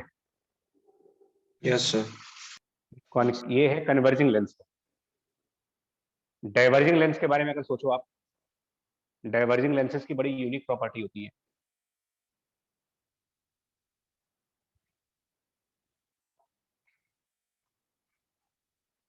और अच्छा है न्यूटन लॉ। अगर यहाँ डाइवर्जिंग लेंस होता तो डाइवर्जिंग लेंस में कहानी क्या होती है कि फर्स्ट फोकस राइट साइड होता है और सेकंड फोकस लेफ्ट होता है। और न्यूटन फॉर्मूले में x1 फर्स्ट फोकस से है, तो लेंस की लेफ्ट साइड कहीं पर भी ऑब्जेक्ट रख लो आप ऑब्जेक्ट को लेंस के लेफ्ट साइड कहीं भी रखिए, उसका distance from the first focus वो हमेशा ही मोर देन f आएगा। नहीं होगा ये? फर्स्ट फोकस ही राइट साइड है, फर्स्ट फोकस और लेंस के बीच में ऑलरेडी f डिस्टेंस है, तो कोई भी ऑब्जेक्ट जो लेंस की लेफ्ट साइड पे रखोगे उसका distance from the first focus तो वो फोकल लेंथ Oh, से तो yes, एक्सीड sir. कर ही जाएगी। ये वैल्यू हमेशा f से ज्यादा होगी और x2 हमेशा f से कम होगा, चाहे ऑब्जेक्ट को कहीं भी रख लीजिए। यानी जो इमेज बनेगी वो सेकंड फोकस से हमेशा ही लेस देन फोकल लेंथ पे होगी और राइट साइड ही होगी, क्योंकि हमारा ऑब्जेक्ट हमेशा ही f1 के लेफ्ट रहेगा, always on the left of f1, तो image will always be on the right of f2। यानी इमेज हमेशा ही ऑप्टिकल सेंटर और f2 के बीच में बनी रहेगी, हमेशा इन दो पॉइंट्स के बीच में इमेज आएगी। कैसा ग्राफ आएगा डाइवर्जिंग लेंस के लिए?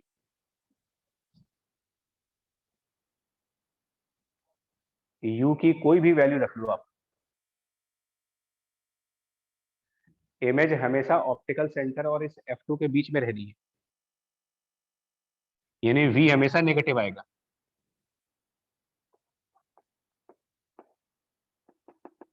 ये ग्राफ ऐसे जाएगा। किस किस बेसिस पर ये ग्राफ बना है ऐसे? u और v जीरो से तो स्टार्ट होना ही है, लेंस कोई भी होगा वो स्टार्टिंग पॉइंट हमेशा ओरिजिन रहेगा।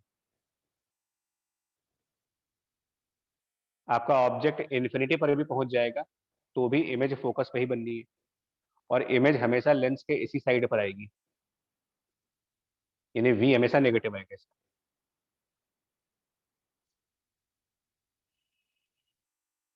और ये कोई सरप्राइजिंग बात नहीं है, लेंस लेंस इक्वेशन भी लगाए ना, लेंस इक्वेशन थी 1/f प्लस 1/u, ये है लेंस वाली इक्वेशन। डाइवर्जिंग लेंस का फोकल लेंथ हमेशा नेगेटिव रहेगा और u भी हमेशा नेगेटिव आना है। ये इससे भी क्लियर है f कि v पॉजिटिव आएगा ना सर? डाइवर्जिंग लेंस में कैसे पॉजिटिव आ जाएगा?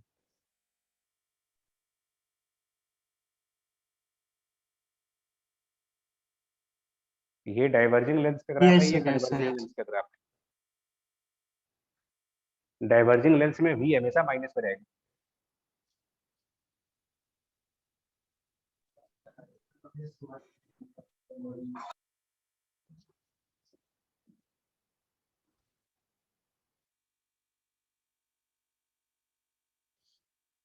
ये तो हो गए आपके वी और यू ग्राफ्स, और ऐसे ही 2 ग्राफ मिरर में बनाए जा चुके हैं।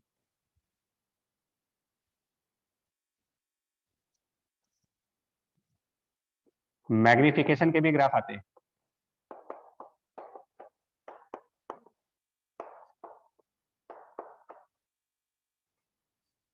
बट एक बार उसके लिए मैग्निफिकेशन का फॉर्मूला समझो। मैग्निफिकेशन का फॉर्मूला लेंस के केस में magnification formula is simply v by you. v by you फॉर्मूले को लेंस वाली इक्वेशन से देखें अगर, जिसमें कहा गया था कि 1/v equals to 1/f plus 1 by u, which means v can be written as u into f upon u plus f. इस v को यहाँ रखें अगर, तो we can say that magnification is f upon u plus f.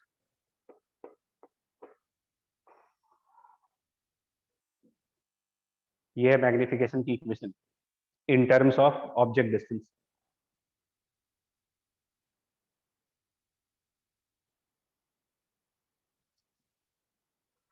ये भी important relation है, JEE में इसके ऊपर क्वेश्चन आया हुआ है।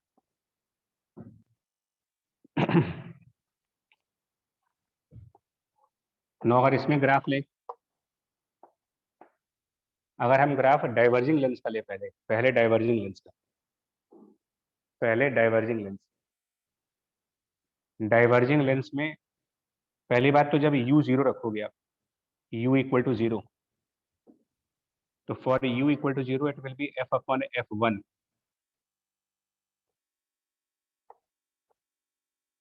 And if it is a diverging lens, f is a negative value, f is a negative value, u is a negative value। आपको नहीं लग रहा कि ये पूरी वैल्यू पॉजिटिव आ जाएगी? Negative Yes, sir. यहाँ पर, नेगेटिव sir. यहाँ पर और नेगेटिव यहाँ पर, ये पूरा पॉजिटिव आएगा और 1 से कम भी आएगा।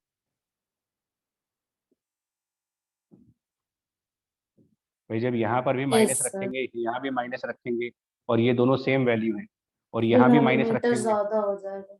तो मैग्निफिकेशन हमेशा पॉजिटिव रहेगा और 1 से कम रहेगा। तो ये ग्राफ 1 से सीधा 0 की तरफ ले जाओ, यानी कि डाइवर्जिंग लेंस हमेशा इरेक्ट इमेज बनाएगा, डिमिनिश्ड इमेज बनाएगा और वर्चुअल बनाएगा। इस पर मैच द कॉलम भी आ चुका है।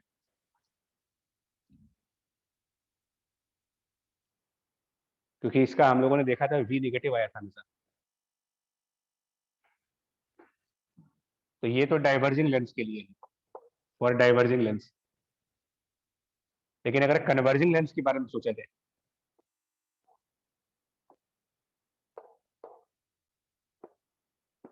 तो कन्वर्जिंग लेंस में फोकल लेंथ का साइन तो पॉजिटिव रहेगा, बट u का साइन पॉजिटिव नेगेटिव दोनों, सॉरी, u का साइन नेगेटिव रहेगा और फोकल लेंथ का साइन पॉजिटिव रहेगा। ग्राफ के स्टार्टिंग 1 से होगी।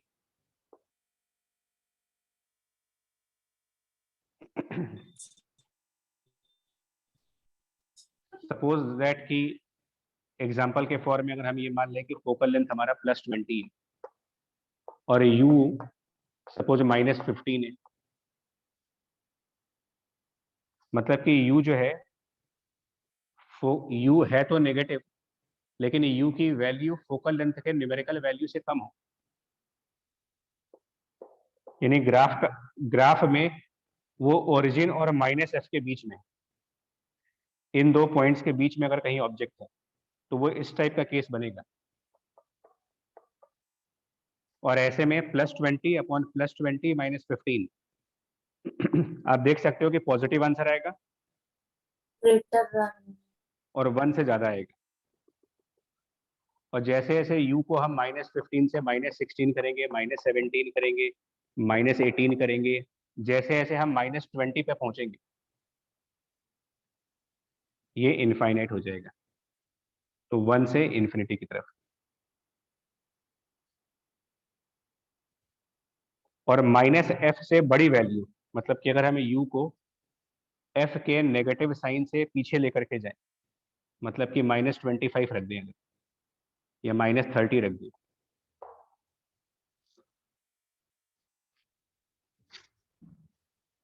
अपने आप देख सकते हो कि अगर हम +20 रखें, +20 रखें और -30 रखें, तो एक तो मैग्निफिकेशन नेगेटिव में आने लगेगा।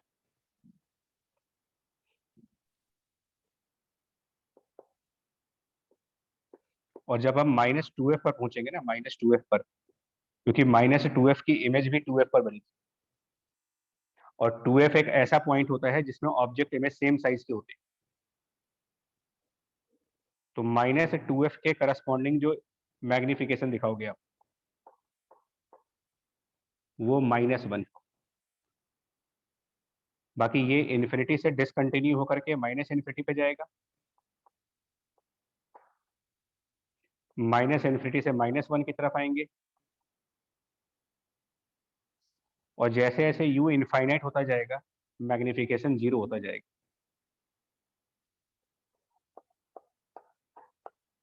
ग्राफ को एक बार अच्छे से समझ के बताइएगा, क्योंकि ये ऐसे ग्राफ नहीं है जो याद किए जा पाएंगे, इसको ऑन द स्पॉट डिराइव करना ही पड़ेगा।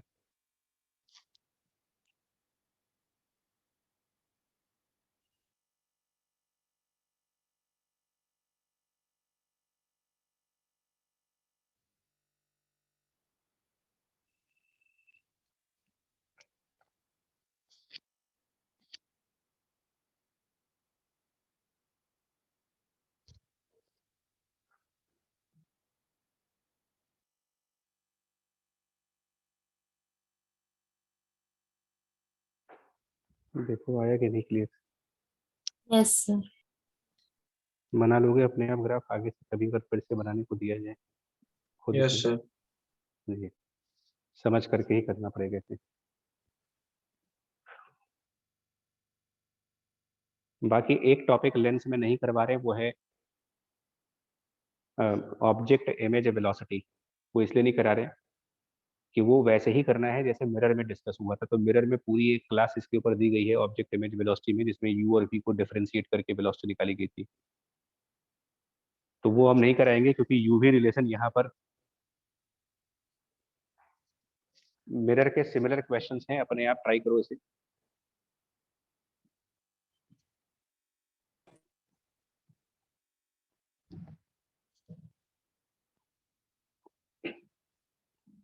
और एक लास्ट पार्ट बस ये आता है कि अगर हम एक लेंस को स्प्लिट करें तो उसका क्या इफेक्ट पड़ेगा। अगर कोई लेंस को स्प्लिट कर दिया जाए, काट दिया जाए, तोड़ दिया जाए, तो क्या उस पर फर्क पड़ता है। जैसे मान लिया अगर एक हमारे पास एक लेंस है जिसकी फोकल लेंथ कही जाए कि lens of the focal length f,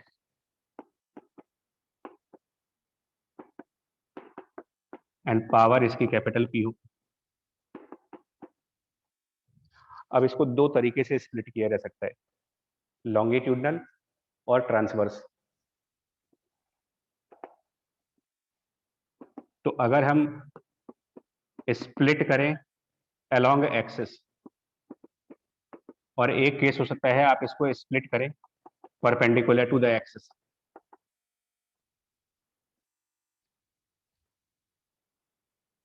जैसे जो बादाम होता है, कभी बादाम को छीला होगा, या कभी काजू, तो उसमें दो हाफ हाफ पीसेस आपस में जुड़े होते हैं। जब बादाम को छीलते हैं तो कभी कभी वो दोनों हाफ अलग हो जाते हैं इस तरीके से।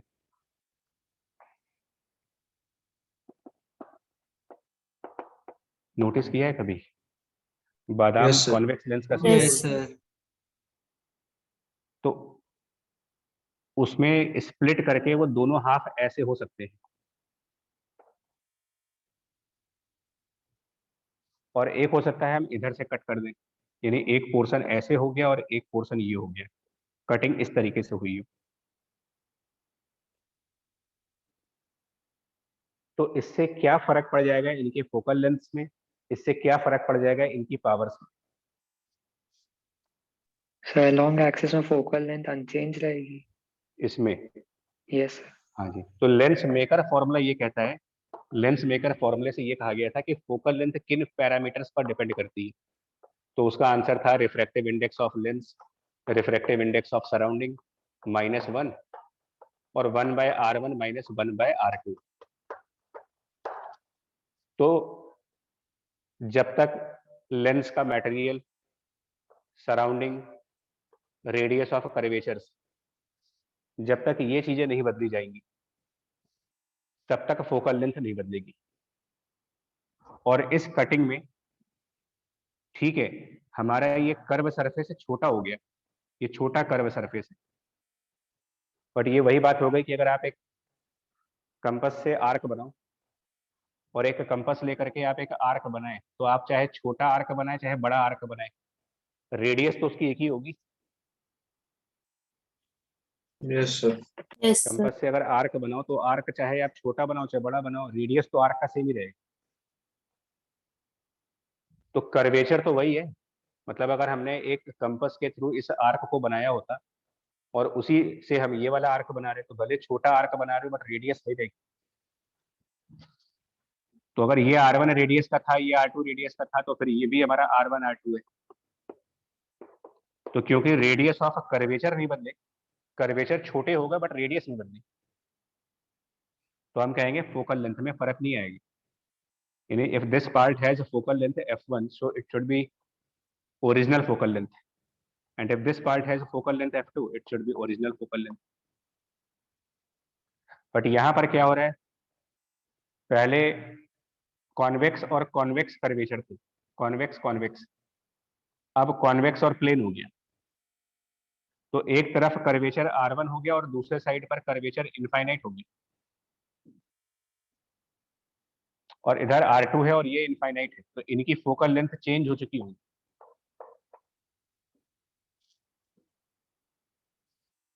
ये ऑब्वियस है कि ये f नहीं आएंगे, या तो ये f से ज्यादा आएंगे या तो f से कम आएंगे।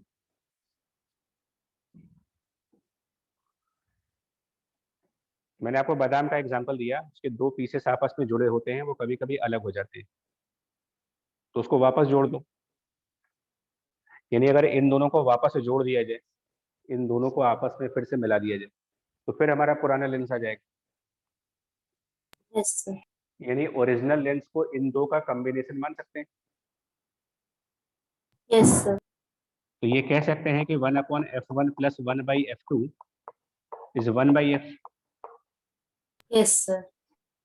और इससे प्रूफ कर सकते हो कि f1 is more then f and f2 is more then f। आराम से प्रूफ हो जाएगा इससे, क्योंकि इससे ये तो साबित हो ही जा रहा है ना कि 1/f1, अगर 1/f1 is less then 1/f आ रहा F1 is greater than F हो जाएगा। है, इजीली प्रूफ। मतलब इनमें फोकल लेंथ बढ़ गई, यानी पावर्स कम हो गई, और पावर कम होना लॉजिकल है। कन्वर्जेंस कम होगी, लेंस की मोटाई कम हो गई, कम कन्वर्ज करेगा ये, और यहाँ पर प्लेन सरफेस है, तो जब कम कन्वर्ज करेगा तो एबिलिटी ऑफ कन्वर्जेंस कम हुई, पावर कम हुई, फोकल लेंथ बढ़ गई।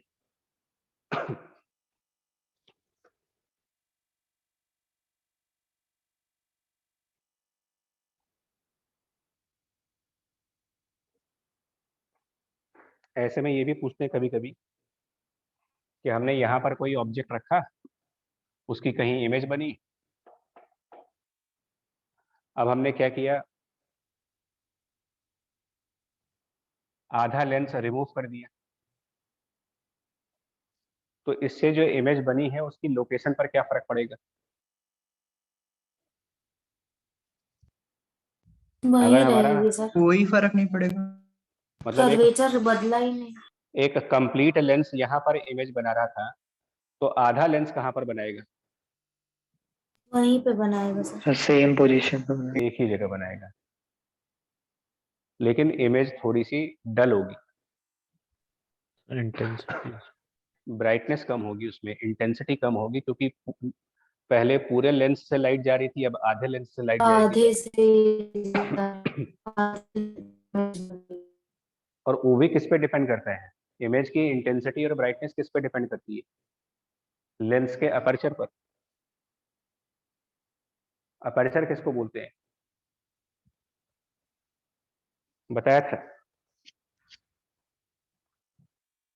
लेंस का अपर्चर किसको कहा जाता है? प्रोजेक्टेड एरिया कंसेप्ट देखो, जैसे एक सरफेस है, मान लो कर्वेचर है, तो ये बेसिकली स्फेरिकल कर्वेचर्स होते हैं, तो इस स्फीयर का एक प्रोजेक्टेड एरिया बनेगा ऐसे। तो जिसको हम मैकेनिक्स में प्रोजेक्टेड एरिया कह रहे होते हैं, उसको लेंसेस में लेंस का अपर्चर बोलते हैं। और अगर अपर्चर एरिया हमारा ए हो,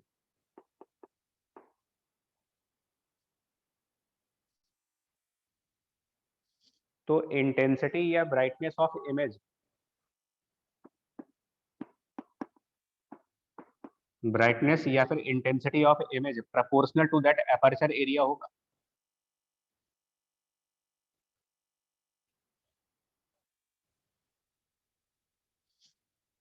तो अब बताएं, अगर आधा लेंस काट देते हैं, मतलब पहले लाइट इतने लेंस से जा रही थी, अब हाफ पोर्शन कट कर दिया, तो एरिया आधा बचा, हम बोलेंगे इंटेंसिटी हाफ हो जाएगी उसकी। हाफ हो जाएगी।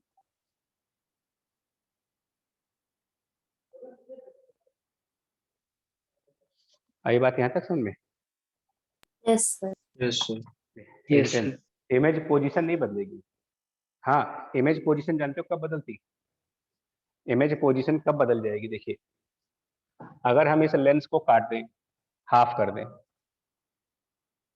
और इतने पर रुके नहीं हम, मतलब लेंस को हाफ करने के बाद भी हमारा मन नहीं भरा,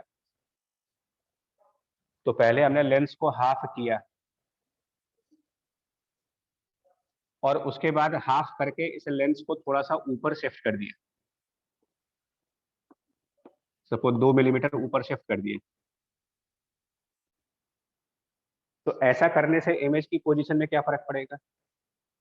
लेंस को काट करके और उसके बाद उसको ऊपर या नीचे शिफ्ट कर दें तो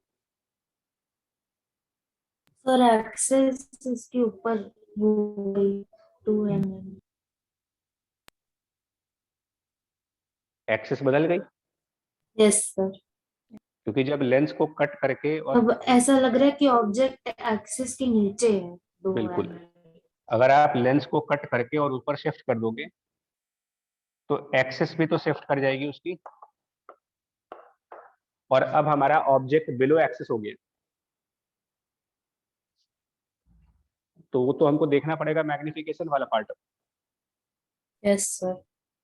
पॉजिटिव मैग्निफिकेशन आएगी तो इमेज भी बिलो एक्सिस बनेगी, नेगेटिव मैग्निफिकेशन आएगी तो इमेज हमारी एक्सिस के ऊपर बनेगी, यानी इमेज की हॉरिजॉन्टल पोजीशन में तो फर्क नहीं आएगा, लेकिन इमेज ऊपर नीचे शिफ्ट कर सकती है।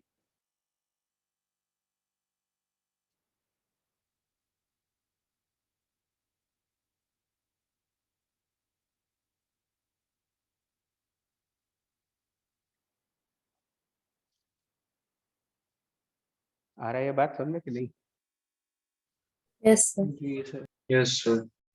ऐसे एक मिरर में हुआ था क्वेश्चन, अगर आप याद करो, तो एक डाउट डिस्कस हुआ था, किसी ने पूछा था कि एक मिरर था, उसको फिर हमने 2 पार्ट में कट किया था, अपने असाइनमेंट था क्वेश्चन, और उसके बाद इन दोनों को 1-1 मिलीमीटर ऊपर शिफ्ट कर दिया था। Yes sir. याद आया कुछ कि इसकी फिर 2 इमेजेस बनी थी, उनमें डिस्टेंस निकाला गया था। Yes. वैसे ही Yes. लेंस के साथ होगा।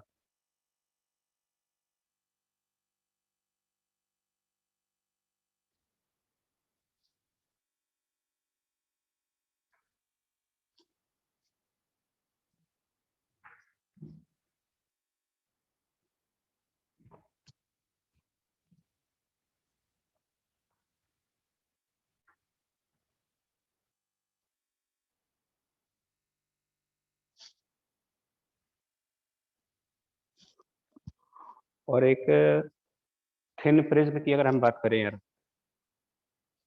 थिन प्रिज्म याद करिए जरा, थिन प्रिज्म का डेविएशन फॉर्मूला कितना था?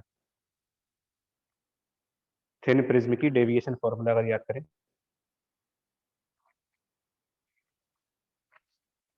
थिन प्रिज्म जिसमें डिस्पर्सन वगैरह सब बताया गया था।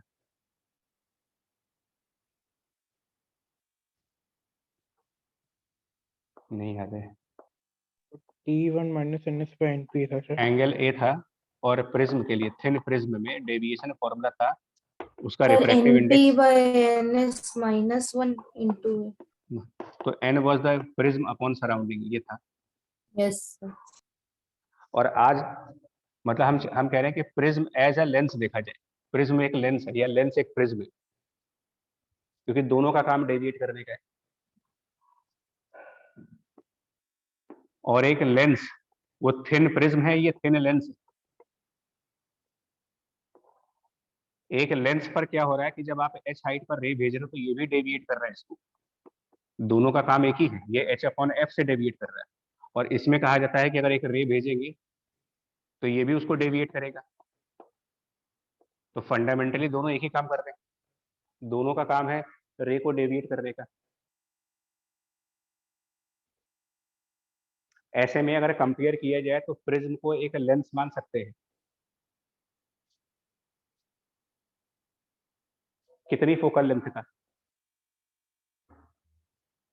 एक प्रिज्म को अगर एक प्रिज्म की हाइट गिवन हो तो उसको कितनी फोकल लेंथ का इक्विवेलेंट लेंस मान सकते हैं?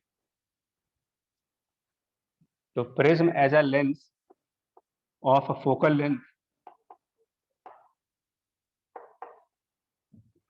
प्रिज्म की डेविएशन और लेंस की डेविएशन को इक्वेट कर लेते हैं,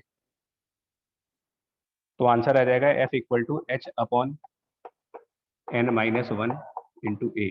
A thin prism behave like length of this much focal length, इसमें h प्रिज्म की हाइट मानते हैं।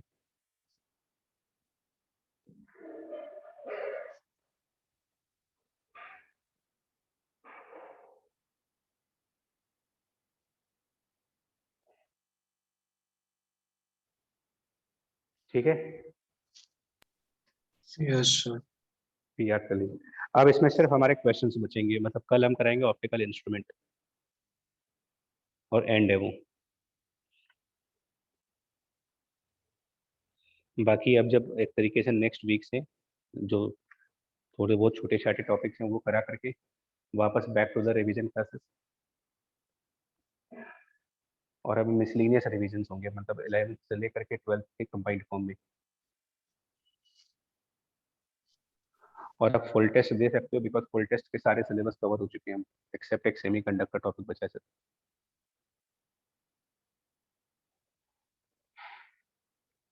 ठीक है, ऑप्टिक्स की मतलब हो गई है, इसमें ऑप्टिकल इंस्ट्रूमेंट का पोर्शन वो 1 घंटे का टॉपिक है सर। सर जो इस संडे टेस्ट है उसमें क्या क्या है? उसमें तो जो भी स्पेशल टेस्ट का पूरा सिलेबस है, और सेमी कंडक्टर भी रहेगा, जितना अपने आप से कर पाओ कर दो, नहीं छोड़ दीजिए भाई, इतना है सारा।